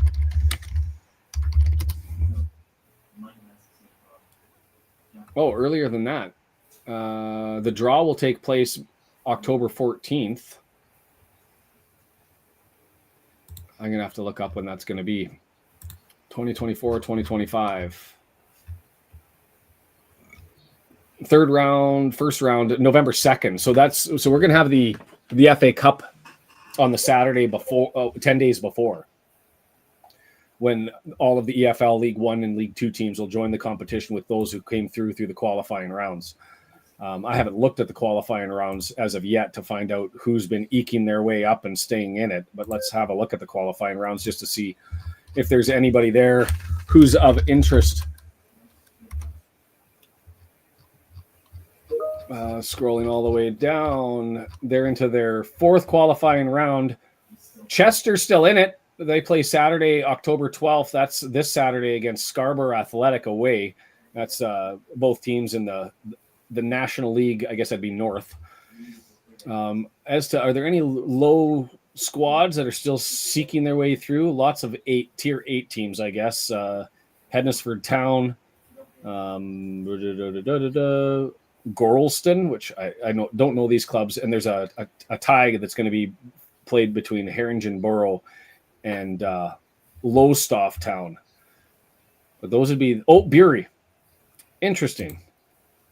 The resurgent Bury club is away to Harborough Town. That would be one to watch. And we've restarted as we get going here, as I'm looking forward to the FA Cup already. We're going right to left towards the tech end. Wolverhampton from left to right, and I'll have to get the score going as we're 45 minutes and 15 seconds now. And I'll give you another mark later on as Seb's going to have a throw in from the left-hand side and gets it to Ashfield. Takes a bump, gets it forward, and a nice little play through two defenders to Revan, who puts it up. Mo Faal too high. And the veteran keeper, 29 years of age, getting some minutes here for Wolverhampton. Go to Sofa Score and see if there were any subs. I don't see any marked. And I would expect that if Parkey will probably let this run to the 70th, 75th minute before he starts to bring in any of the subs if he can. The goal, let these guys figure it out and take in some time and give the guys who are sitting on the bench some rest, especially if you're up at least 2-0 and potentially more as we go through it here. Brunt with it. Next Monday is the draw. Yeah, I'm going to have to schedule a time for that, Brendan, and we're going to have to watch that. 30 minutes is usually all it takes. Usually available on YouTube, and we can all watch it concurrently. So we'll figure out the time for that one. And if I can be here for it, I'll have to check my schedule, but I think I can. Oh, Rathbone ends up getting stepped on, I think. Yep. Foot came down and he took it on the top of his leg as he was trying to run through. I think he punted that one a little bit too far, but I don't know if that's because he made contact with the ball at the same time he got stepped on. Yep. Right on the foot. Ouch.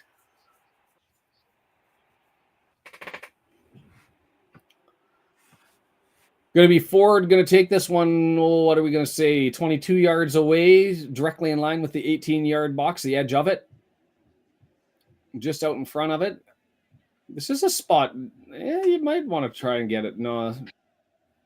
One man in the wall. He'll be looking for Mo Faal or Lewis Brunt or potentially Boyle, who's lined up on the far left side. Well, at least they see him. If you remember the Whitecaps goal that McLean scored, nobody saw McLean on the far left side. Far post, Boyle is there. And headed away, well defended. Was that Mbete? Yeah, it was. And so it'll be a corner. George, are we hoping for corners in the second half? Yeah, David, I'm curious to see what happens there. I mean, 4 cup competitions though, because and 2 of them really, that the EFL Cup then means absolutely nothing. I mean, there's no money in the EFL Cup, 100,000 to the winner at the end, other than ticket revenue. You almost throw that one away if there's no opportunity to get to European qualification through it. Right-footed in swinger, headed away, up in the air. Ashfield puts it back into the box. It's loose. It's Mo Faal's there. Ashfield tries to get it again. Clear it away, and Seb's going to sweep it and tried to get it over to, I think that was Ford over on the right-hand side, but it has to come back to Burton to end up clearing it up. And I believe, if I understand it, Cardiff, Swansea, Newport, us have to vote unanimously to bring that in open as an opportunity. And I think that would... Mo Faal, well done. Chest that down, gets pulled, no foul given. Interesting. He goes to ground and gets brought back. Next Wrexham goal is a nice Tuesday parlay winner paired with the Lyon win today. No corners. Is that going to be a thing in the future as everybody starts betting on corners and we start cheering for that as we go through? I'd say sports betting a big thing in North America, but even bigger in the UK. Like, you guys have shops everywhere that you walk along. Like, it just seems to be everybody places prop bets all over the place. Prop bets not nearly as big here. Revan with it, dancing around, draws it back, misses Ashfield, and it's collected there by Kundal, who does a spin, gets pushed by Revan. There's where your acting performances, Brendan, come into play as the foul given there, and Revan saying, I didn't touch him, but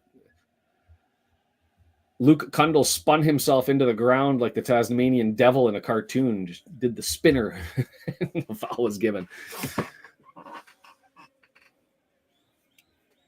Mabete missed the pass, and it just ends up on Aaron James's foot, and he's going to turn it forward to Jones, back to Rathbone as we set it up and red jerseys start to move forward.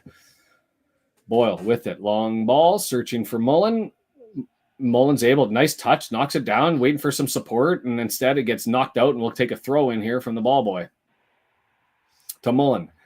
Revan knocks it down, looking, dances forward, pulled in the jersey, fights through, pulled in the jersey, fights through, ball stripped, but Mo Faal's there to collect. Mo draws it back, gets it, nice pass to Jones, cleared over to Ford, right-hand side, 18-yard box, looking for a cross, taking on his man Sutherland. Here it is. Far post, it's there. Mullen, Revan. Would that go for a goal kick or a corner? It looks like Revan did get to it, but it rolled off to the left-hand side. Yeah. I'm going to move this closer so I can get comfy.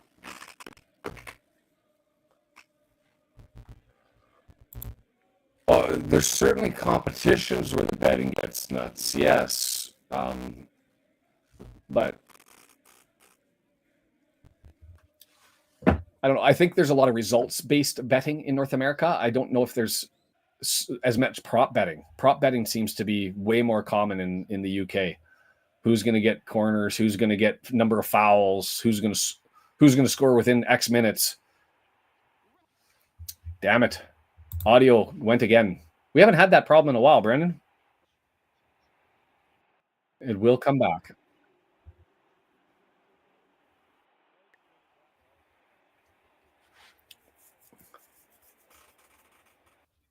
We're back. Audio's okay again. Yeah, it's we're still sourcing that issue out. I will say that I've upgraded the quality of the internet, and I'm hoping that until I have a third kid, if we have a third kid, I get an office and a studio in the new house. And so I'm looking forward to slowly designing that up. It's going to look very, very plain to start. Very plain. Giselle, I'm in Vegas. People bet on anything. How many hot dogs will be eaten in the eating competition? Well done by James. Aaron James gets up there and tries to keep that one in to get it to fall, but not enough on it. But a good effort to try and freak that one out. It's getting out of hand, the flopping. I see with club teams I coach, the U14s just react at what they see on TV. It, as a big picture, now that, you know, new fans to the game, I mean, it's really been 6 years since I've been following football, 7 years.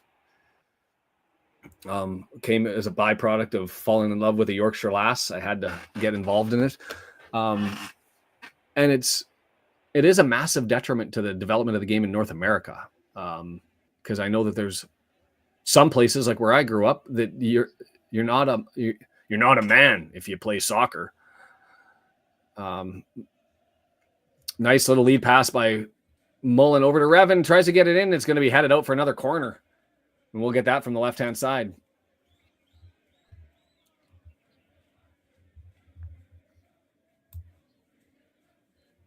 But I don't think there's much you can do about it. If the refs are going to keep calling it and they're not going to call for simulation, then that's what it is. I'd love to see a referee come out and give some cards away for it. Revan dancing, not able to maintain it. The short corner taken, and we lose it to a throw.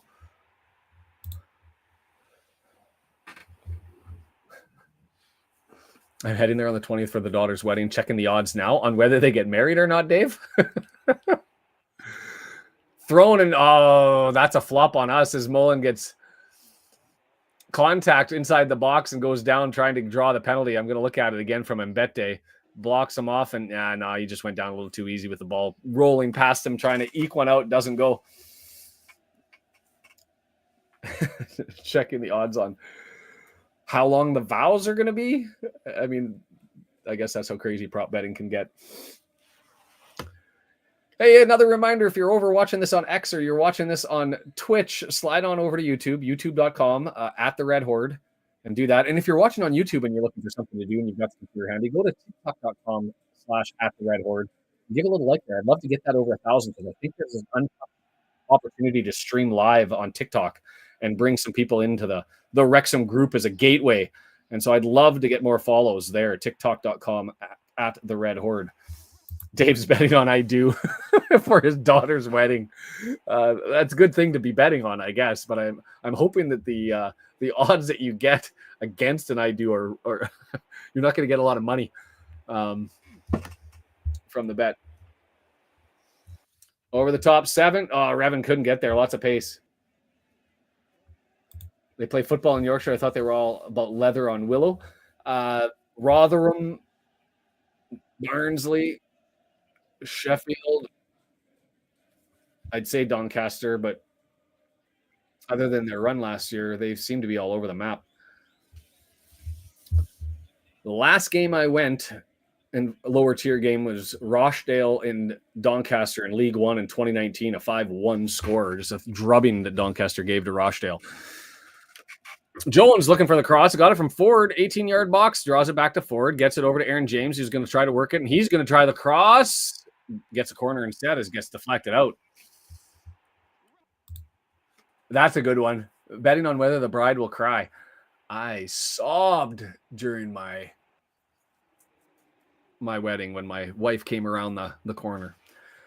There's a picture with a big, huge crocodile tear coming down my right side that the freaking photographer got memorialized. I guess that means I cared about it. Revan there, short option was there, but now the defender comes out, so it'll be a left-footed in-swinger from the right-hand side. All the corners coming in the second half. It's loose, and it probably would have been an Olympico, to be fair. If James got in the way, it landed in his feet. Tom King didn't get to it, and I think that would have skiffed in if it hadn't hit James's leg. Pontypridd. Could be. How are the women doing this year at Pontypridd? Mo Faal, nicely touched. Oh, he was going to take that left. I was hoping for that opportunity. I wanted him to see what he had and locked up to put his foot through it, but instead he drew it back. Here comes the cross. It's going to be Faal searching. Can't get it. Mo Faal offside. He puts it in. Scored it. He was offside, but that take a deflection off of the defender and put him back on. Mo Faal, open the account, sir. I'd like to see that one on the replay as to who it bounced off of. But and credit to Mo Faal with the bicycle kick entry to get that one into the net, and Tom King sitting there in disbelief as that bounced to him. And it was one of those ones you just anticipated was going to be so offside that was going to get blown down. Oh yeah, that was knocked backwards right into him, and he just bicycle kick. That was the defender, and I believe that was Alfie Pond who went up and collided with Caden Voice and ended up clipping that up over top. And so awkward opportunity, lands right in front of him, and he does a quick little bicycle kick turn and slams that one in. Well done, Mo Faal. That'll put a smile on his face, and it does. And he just kind of gives it a little fist bump to the bench. That's good stuff. I hoped he'd score. I didn't want to put any pressure on him, but that's an outstanding outcome and well taken.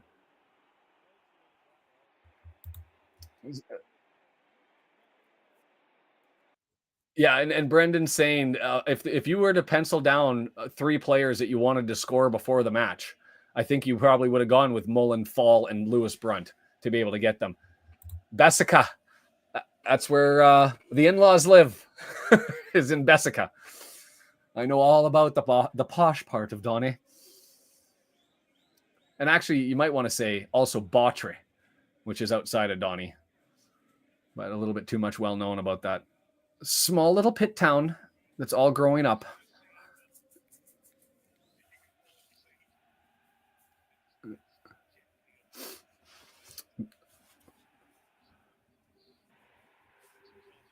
It's a fun little town. My very first foray into Doncaster, I stepped off the train station. We decided to go walk down to get a drink at the pub, walk down the main street, and I saw a drunk 21-year-old with his pants around his ankles doing the helicopter in the middle of the street.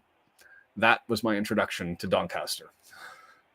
It's proven to be a lot more tame than that. But maybe an inappropriate image for everybody, but it certainly was for me in the midday, 3:00 in the afternoon on a Saturday. Back to the game. Headed out, and we're going to get a throw in along the 18-yard box. Wrexham over 2.5 and Leon Women over 2.5 and over 8.5 shots on target. Excellent. Cool. William Angel collecting a little bit of cash on the prop bets. At least somebody thought it was funny, G-Zone. Looked to try and get James on the right-hand side, but missed the pass by about 6 feet forward. 3-0 for the good guys, coming up to 59 minutes, 30 seconds. Yeah, exactly, Deandra. Let him cook.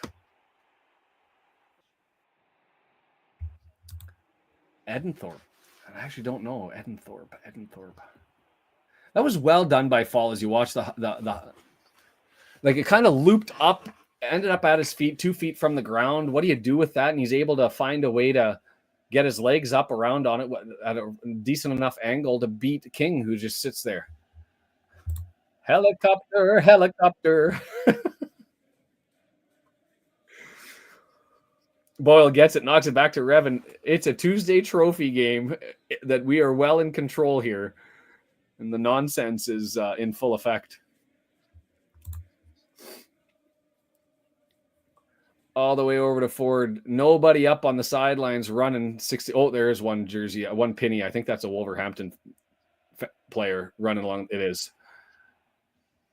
Nicely stabbed away by Rathbone. Gets it to Brunt, who runs it forward. Yes.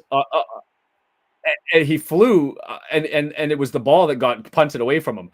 Revan, far post, Mo Faal heads it down. Oh, tried to find Mullen again, and instead is it gonna go for a corner or a throw? Mo Faal looping all the way around. He's no opportunity to get that on goal, and similar to the first half, he realizes his only opportunities to put it back towards the mix. And here we go, 3 subs coming in. 52. I don't have a 52. Oh, I do. Holman. Fletcher Holman coming in. He takes on in for Kundle. Angel, who I don't think I said Angel's name the entire time, and I missed who came in for him. Kundle. So Edozie coming in. Edozie, number 74. And the last one, 57. Ojanaka Temple.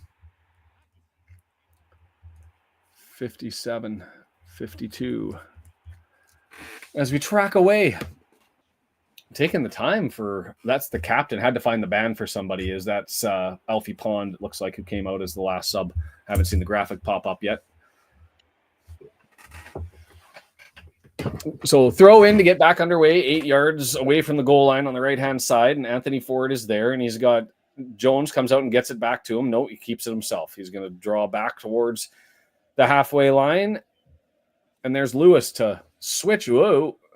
I think he was looking to go long, and halfway through he decided to go for the option of Boyle on the other side, and that went out. I think he was looking long, and then last second decided, well, Boyle's over on the left-hand side, and he ended up getting a halfway, long ball halfway past to Boyle, and it was easily intercepted. You must have been here early, because I mean, the first goal, when was the first goal? 17-minute mark? Something like that? 22-minute mark. James, long one in, but nice to have you, John. And another thing, if you're enjoying this, beyond hitting the subscribe button and the like button, you can always hit the join button. It's just $1 a month, reoccurring, and you get your nice little graphic. And here we go, an opportunity. Revan, it gets Ashfield, gave it to him. I would have thought Ashfield could have turned there. Revan punched away by King, knocked down by Ford. Ford's looking up Rathbone. Tons of red jerseys forward, dances around a man. Rathbone spinning, dancing, cross, far post. Revan not able to get to that one. Collected again. Boyle all the way up, 18-yard box, dancing around. That's going to go for a corner over to the left-hand side. The pressure. Revan had a good crack on this one and well stopped by. He was about 17 yards away, had the far post pegged, and King was able to dive over to his left and punch that one away. 9 total shots. Burton so far for us has only made 1 save. 11 shots for us, 4 saves having been asked. 3 have found the back of the net. That's pretty impressive. 7 of 11 shots on target. And here we go, right-footed in swinger. Far post up. It's there. Free header there for Mullen. Went near post and tried to find it. King able to go and get it. And I think that we're going to get a corner from the other side. Might have got the post to the side of the net. I'm not sure. Ugh.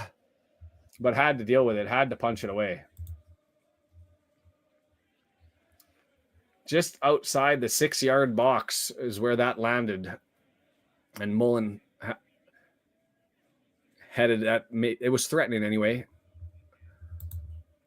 Left-footed in swinger, middle of the pitch. Boyle is up. Oh, it landed on Mullen's feet, but he was surprised as it just glanced up over Mullen's head, or over Boyle's head. Might have even skiffed off the top of the dome, and Mullen not able to secure it on the far post. But yes, Brunt scoring, Faal scoring, Mullen scoring. It's a good day for a Tuesday trophy match. We'll take it.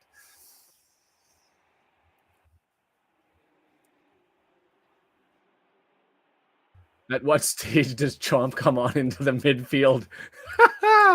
David Wood, you're fighting with yourself for comment of the match, but so far to me, that one takes it.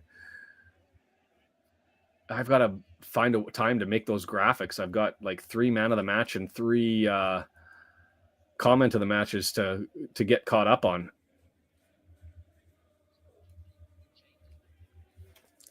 Another thing for those of you who are enjoying the channel and want to get involved, Brendan's doing that. Sam Cruz is doing that in Australia. W&G does that with the scores. If you want to do some graphic design, you want to do, heck, I could get the website going if somebody wanted to do some writing, if somebody wanted to cover more of the women games like DeAndre does and helps out. There's opportunities for people to join, and I'm all here for it. Feel free to message me, follow me on Twitter, and figure it out. King, long searching ball. Large shout from the crowd there on the play. Oof, Rathbone almost got into the feet there. This is one of the subs. Oh, well done. He gets it in an 18-yard box, and it's lifted over top. No finish. Would have asked for more from Holman and taken that opportunity. And I'm trying to figure out who that was who just did the run-in. That looked like it was Edozie. Is that how I'm pronouncing his name? Tom Edozie. Did well running that ball forward and creating really the first real threat that has happened in the match for the Wolves until Holman lifted it. Brunt with it when we really need one. Yeah, I guess 3-0. Why waste the weapon now? Revan, couldn't get to it. Long. It was the right idea. Thumbs up for the attempt, but just a little bit too heavy for Revan to run up and collect it.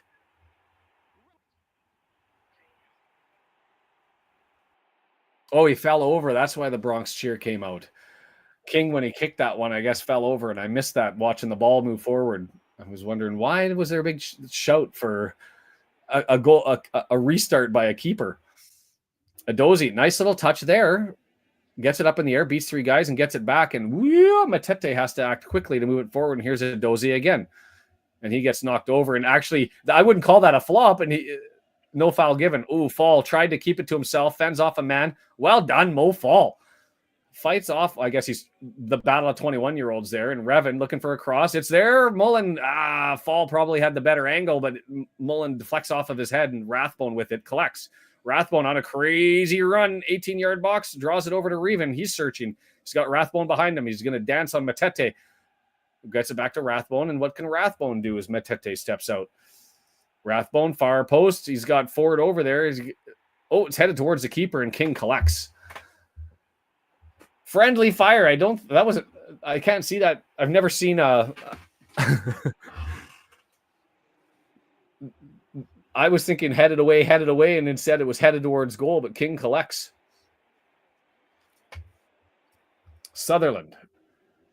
Looking to cross it in. Brunt's there, chests it down, moves it forward, and he's going to run it out of danger. That's impressive with 4 yellow jerseys around him. Gets it forward, but the pass, a little bit ugly. And we'll get a throw in from forward as he was able to at least, they're saying it bounced off of him. William Angel signing up as a sponsor for the $1. Thank you, sir. The joy of the join button, and I appreciate it. It's stuff like that keeps us running. Covering the expenses, and soon enough we'll be buying merch and sending that up. It's slow gains as we've been able to upgrade over the off season, and it's going. And Williams hitting the subscribe button. Appreciate those too. Hit the subscribe, hit the like, join in. As falls on his feet. Quality just not there. As Boyle ended up colliding, I think, with Brunt, and it landed there for Barnett for an opportunity. 12 yards out, and he skies it well over top. Was it Brunt and Boyle colliding there? No, it was just no collision. It was just off of Boyle's head, not cleared properly, and goes as a threat. And he kind of hangs his head a little bit, knowing that was a whoopsie. Mo Faal heads it down, tries to get it to Ashfield. Ashfield chasing, flop. To me, it's the flop and the frustration. You elected to go down.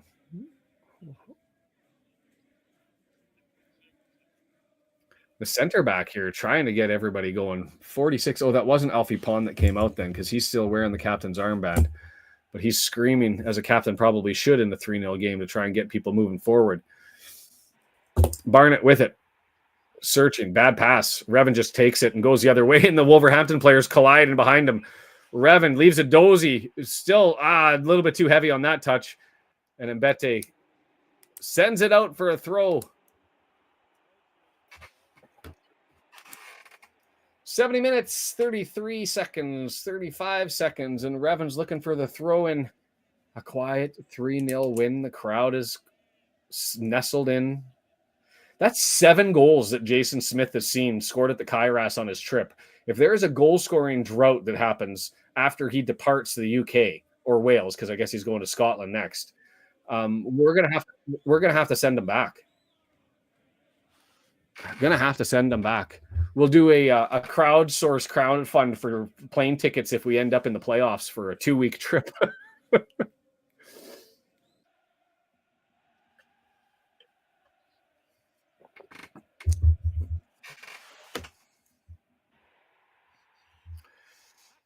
Aaron James.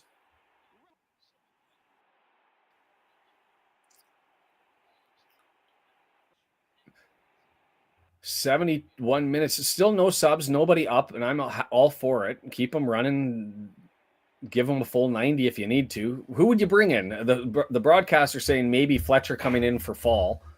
I don't think I'd bring in anybody off the bench.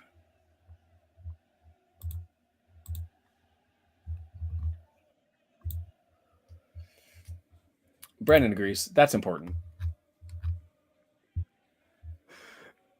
Ashfield with it. Draws it back.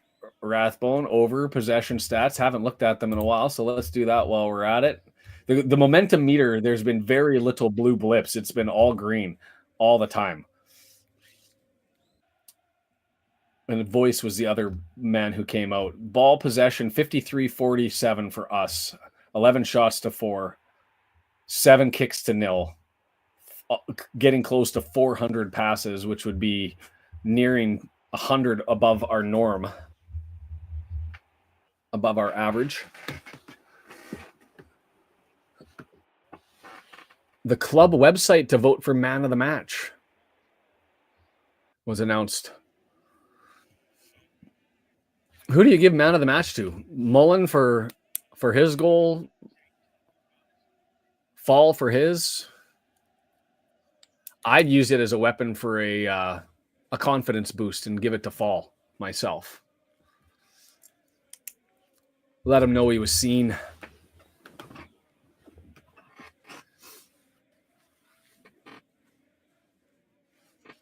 Throwing with the Wolves. Sub came in there, and I missed that one, but that's fine. And it's going to be Brunt with it, draws it to Boyle.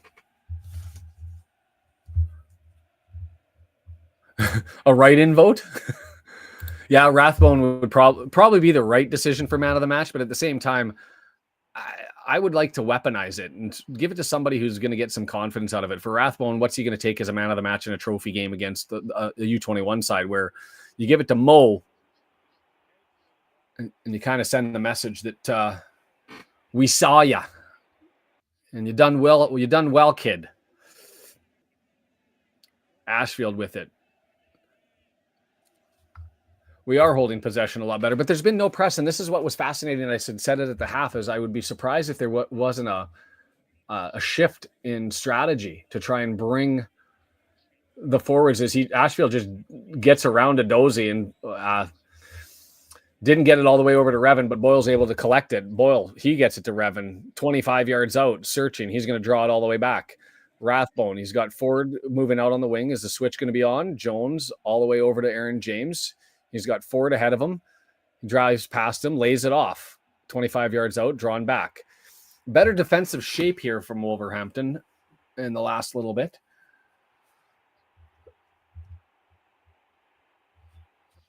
Jones with it, halfway line, up to Ford. Played forward for James, and it's intercepted by Sutherland, and it's moved forward, but turned over by Adozie. Rathbone again, just interception after interception after interception. Ford all the way over to Boyle on the left-hand side, moving it up to Ashfield, 35 yards out. Revan has Ashfield, doesn't give it to him as he ran past. Instead, goes middle of the pitch to Mullen. Boyle. They're flopping down so much, maybe their cleats are out because that was just a Faal with no contact. And Faal gets pulled down and we'll get a free kick a solid 36 yards away.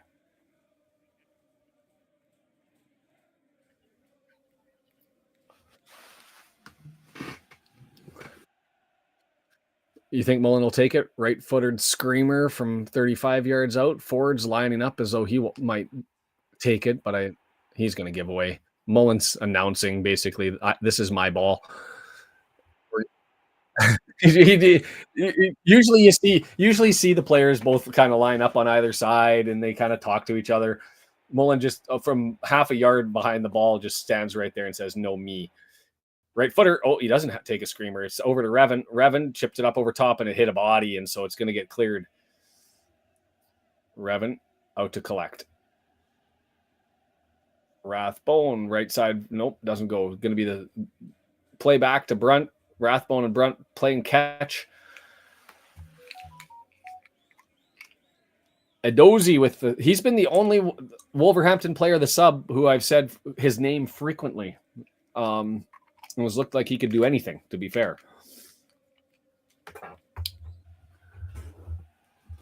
Right footer up over top. Mo not able to climb the ladder, and Mabete ends up with it. Tom Edozie.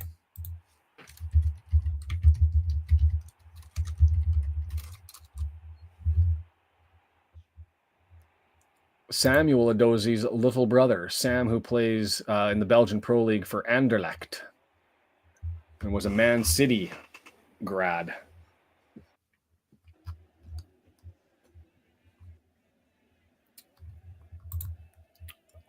Blocked shot by Aaron James. Well done. Chested down by Rathbone. Ashfield loops it up. Great little pass. Oh, almost got intercepted just in the last second. I thought that was a neat little pass to lead Mullen out on the run. 18 is Tom Edozie, England and Nigerian citizenship. A little bit of control here by the Wolves. It's been few and far between, but they've got it there. 35 yards out, right-footed. Burton easily collected right in the middle of the breadbasket, and will take it.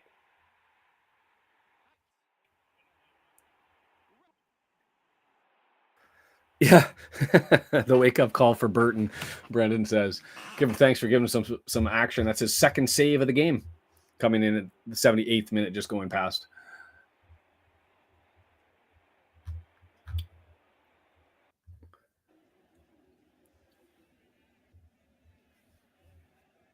Wolverhampton, I guess we just want some defensive practice a little bit. Up 3-0, shelled up a little bit here. James gets it to Ford. Ford has to spin around, able to maintain possession. Well done there. KG veteran move, just knocking it away from the pressing Sutherland. Ashfield with it. Left-hand side. Up to Faal. Faal, jersey pick, heavy touch, turns it over. And here comes Wolverhampton the other way. Three jerseys there. Edozie! Oh, right footer and just a foot and a half over top of the net. The 18-year-old had the pass, had Harry Ashfield behind him, so he just ran it forward and from 20 yards out, thumps it through with the right foot and just gets over underneath it and a little bit too far and misses. And it sounds like subs are coming in. Harry Ashfield, local boy, first start. Mia Roberts giving him the praise. And how's that? Ashfield off, Dobson on. Hey, Kip, how are you? The Kip man. Haven't heard that one in a while. The Wolves are certainly not at the door as Burton looks to get this one restarted now. And I'm interested to see if Rathbone comes up now and plays on the left-hand side or whether Dobson does. Dobson comes forward. Or sorry, Rathbone comes forward. Dobson's in his normal spot. James well headed back to Burton in front of an attacker. He's had himself a solid game. He hasn't had a lot of pressure, but he's looked good. Reven up to Mullen. leads Reven to run onto it, and he's ahead of the defenders. Can he get ahead of the next? It is cleared out. Throw in 10 yards away.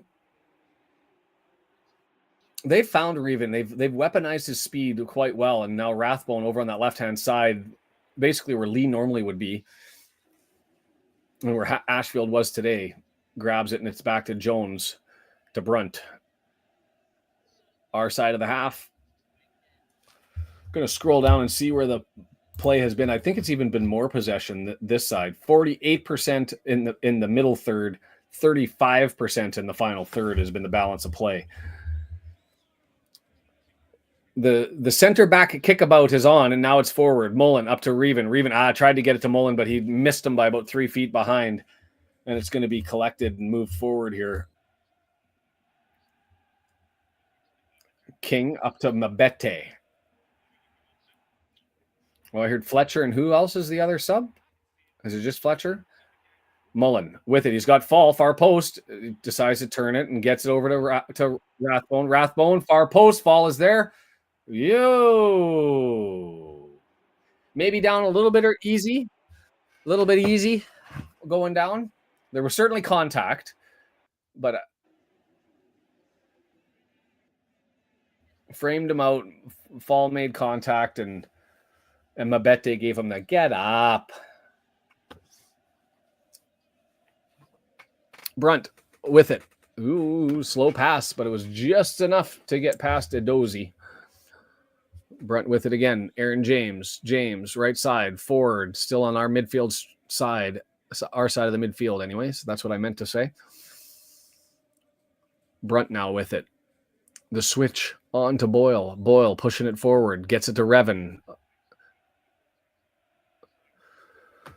We are ratcheting it up on the accurate passes here. This has to be about 14 in a row. Make it 15, 16, 17. Offside. Really? Marriott and Fletcher coming on. That was a solid performance by Mo Faal. I would vote for him for man of the match. Mullen coming off as well. Good round of applause for Mo and Mullen coming off. That's big hug from Fletcher and a tap on the back. Hug to Marriott, and away he goes. Parkey with a smile. Yeah, smiles all around. That's the sort of confidence builder that you want, and a nice smile from Marriott and Mullet there. Let's go, lads.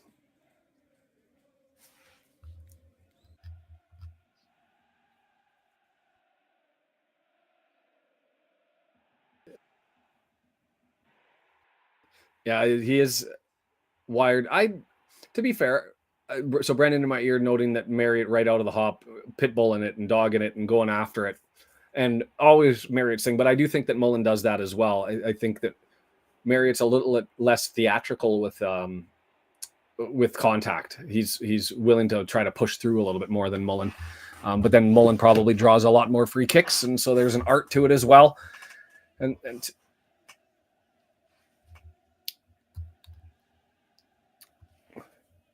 I mean, 81% of the play has been in the final 2/3. Just 19% in our first third. Bounces, Fletcher misses it, but goes to Reven. He looks for Fletcher into the 18-yard box. So he tried to scoop it above the defender, but well done by the defender. That was pawned to knock that one away. But the pressure's still on. James, 18-yard box, looking for the cross. Found it. Marriott, foot on. It's still there. Fletcher headed. Oh, that was Jones who had the header. I thought Jones was going to go to Fletcher. Instead, he took it and tried to beat King with it, and King was able to collect while laying on the deck. Left-footed deflection by Marriott, but doesn't get through, and Jones tries to head it down, and Fletcher was like, I thought it should have gone to him. Still searching, still digging. 6 minutes left before we get to out of time, and I don't think there should be much. Probably a minute, as we will secure basically damn close to a dead rubber. I mean, that was just a slip and a fall there by the wall. Is it a problem with their cleats? Is that why they fall? Because they're falling when they don't even have the ball.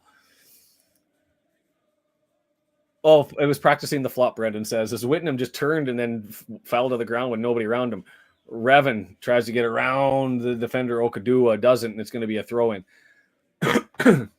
Almost a dead rubber then with Port Vale will be the outcome of this one. The only thing on the line, if you care about it at all and think it's important, is to get the number 1 seed going into the round of 32 rather than the number 2 seed as they cross over number 1 versus number 2. And I guess it's a home game rather than an away game.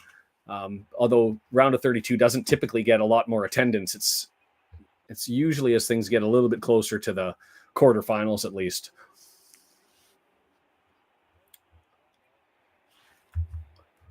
Wolves are out the door. Not at the door, out the door. I didn't get anywhere close to the house, to be fair. Brunt playing it forward to Marriott. He's going to have time to get there. Hustle. Oh, no. Oh, no. He started to look up and he misplayed it before he actually made contact with the ball and got it down. McLean on for 4 minutes. Just enough to stretch the legs. And that'll be Seb running off. Oh, no, it won't be Seb. He's coming into the midfield for Rathbone. Smiles about. We'll do a score update after this one. We'll do a man of the match. Faal, Mullen, Brunt, and Rathbone, probably the 4 nominees, you think? Anybody else disagree with those as the 4? Because I can put that up right now.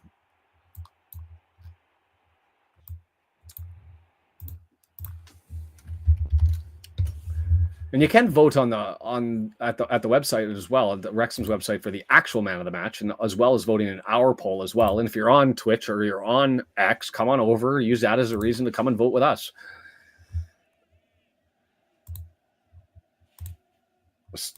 Man of the match, question mark. And now I gotta go in alphabetical order here. Brunt, Faal, Mullen, Rathbone.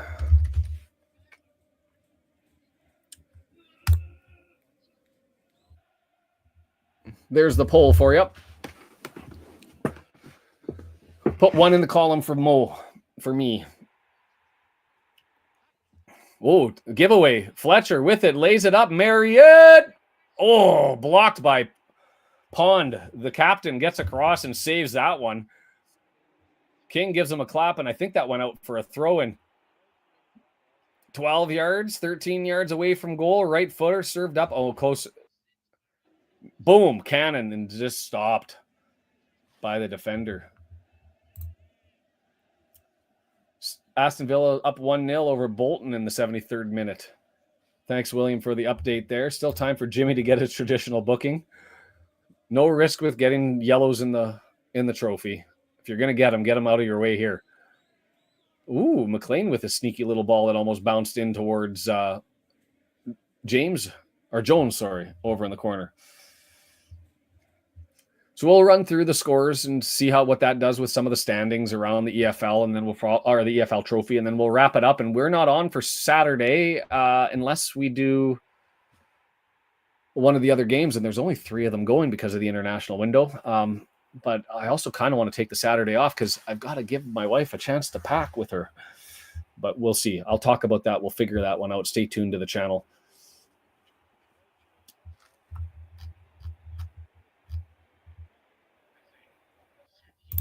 Scooped over top.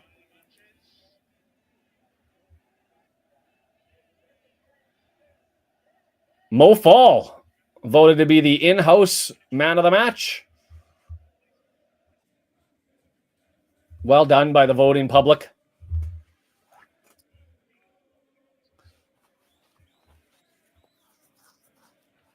And that's what they say. You can't argue. A good goal, gave the fans what they wanted, and you take it. Right footer.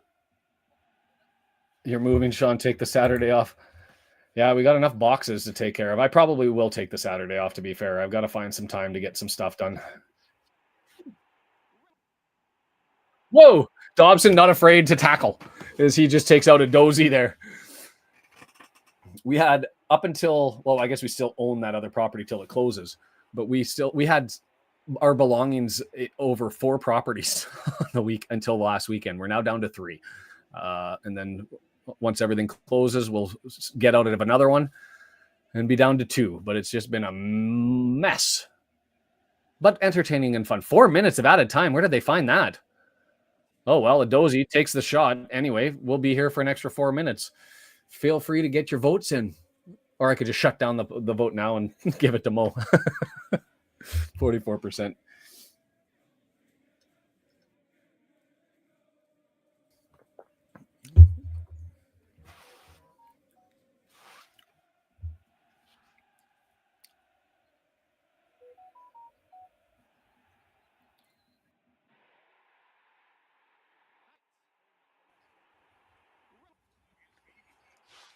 Oh, turnover. Fletcher, 18-yard box, late goal. No, Mbete knocks it down. Fletcher draws it back to McLean. McLean still searching. Dobson. We're looking to make it 4. I thought when people were making 4-0, 5-0 predictions that they were potentially out of it, but we're even with a tough pass to McLean. But McLean able to get it, drops it to Dobson, just drawing back, and we're ratcheting up the passing. How many passes are we up to? 518. Getting close to double. Reven, 18-yard box. Going to make a cross. It's there. Mariette. Oh, knocks it down and deflected out, and we'll get a corner. Who is asking for that? Was that Ford saying I was right here? Marriott's like, I had the lane. 3-0 up, and you can put it on your striker's foot in the middle. He's 11 yards away, and somebody was saying, you could have given it to me at 20 yards.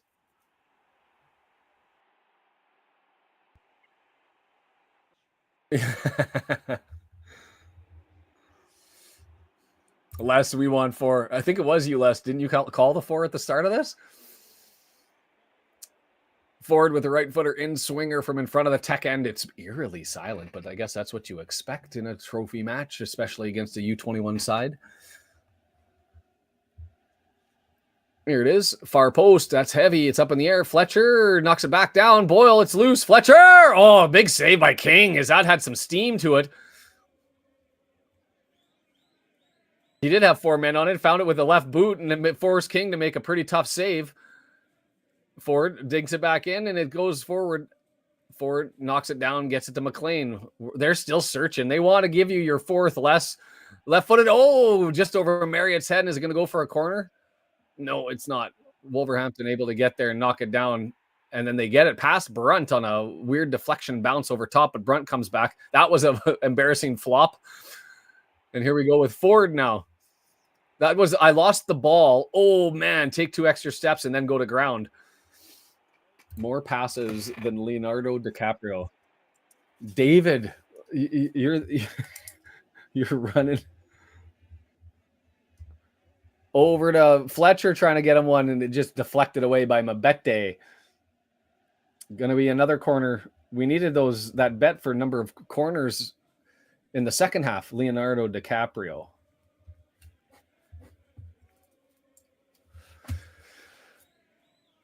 James Jones with it, looking for the whistle probably at any time here as it just gets punted out. I'm going to bring up the EFL trophy and the EFL trophy scores, and we'll do a quick run through.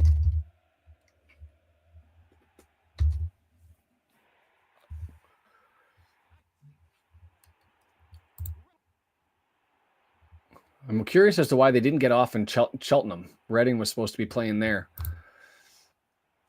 Yeah, David. If you want to do color, David, and just throw in the barbs. Always an option. Whistle blows, full times. We're through to the knockout round, 32. Swindon Town finishes 4-0 up on Bristol. Tranmere takes out Accrington Stanley 2-1, who picked up a red card. When did they pick up the red card? Late into the game, 90th plus minute, as they were probably searching for an opportunity to even up, as Tranmere was up 2-0 and Accrington added one in the 90th minute.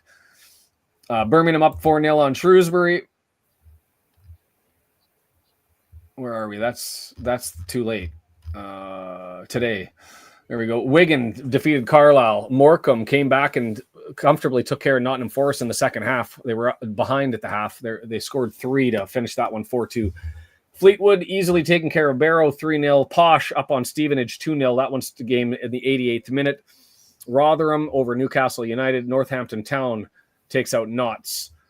MK Dons and Arsenal went to penalty kicks, and the Dons able to eke that one out. Leyton Orient and Colchester went to kicks.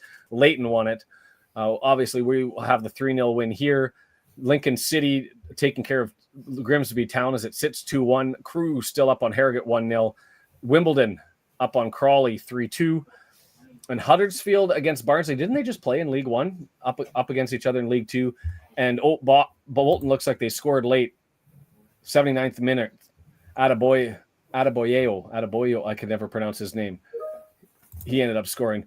Thanks, Deandra. I appreciate it. We're through to the knockout performance. Yes. They want to take 3-0 wins all the time. I will take it and put it in the... And so here we go with I'm just going through. So the first rounds will be regionalized based. The group winners will be seeded, and the group winners are unseeded. The top of the table ends up getting the home match. And so that's still up for grabs. Scoring 3 here is nice. Port Vale went 2-0 up on Salford City. And, they only got 2 points against Wolverhampton. They had to win in penalties. So that puts us top of the table. So we only have to take it to pens with the goal differential, I imagine, would be enough to put us through as the number one. And so we go to Port Vale. We go to Stoke November 12th for that match.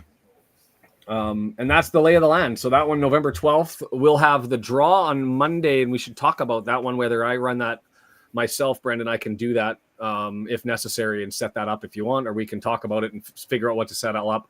I won't be doing Saturday, but I'll find a way, whether it's even in the office with the laptop, just to log in and do the Monday draw.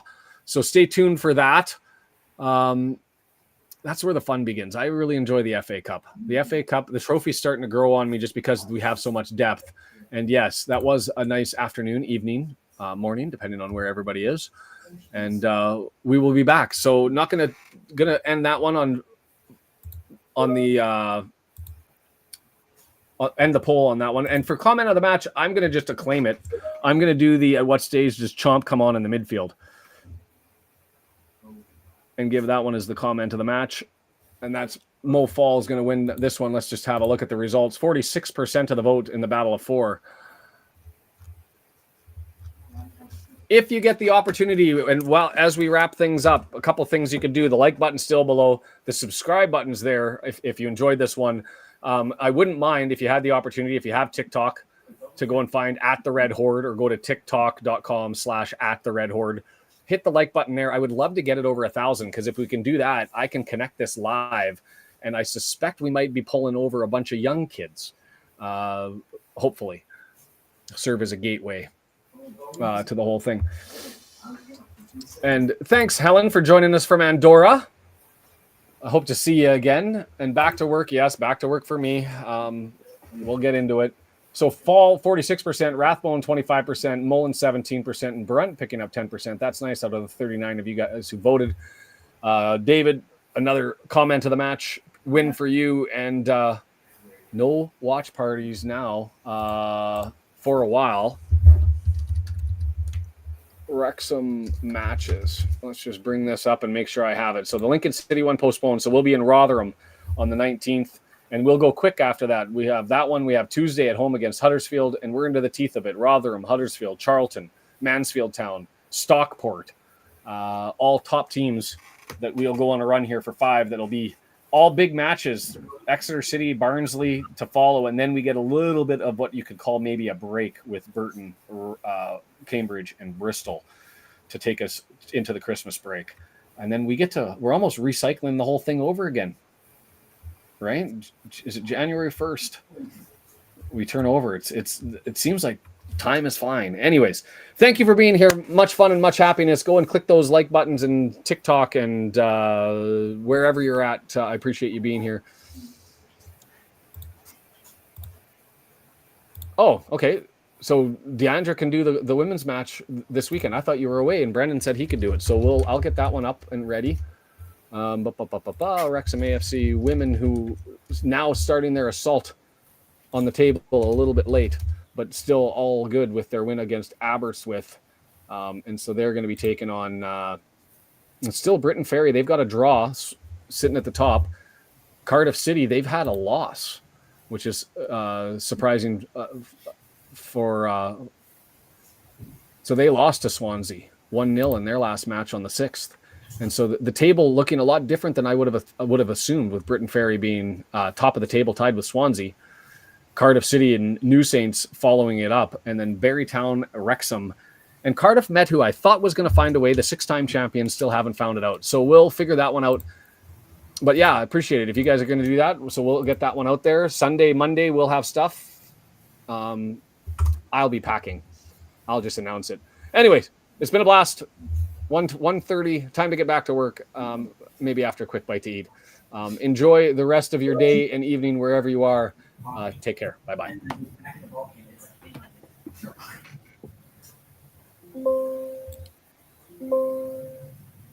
Oh, and hi, Sarah.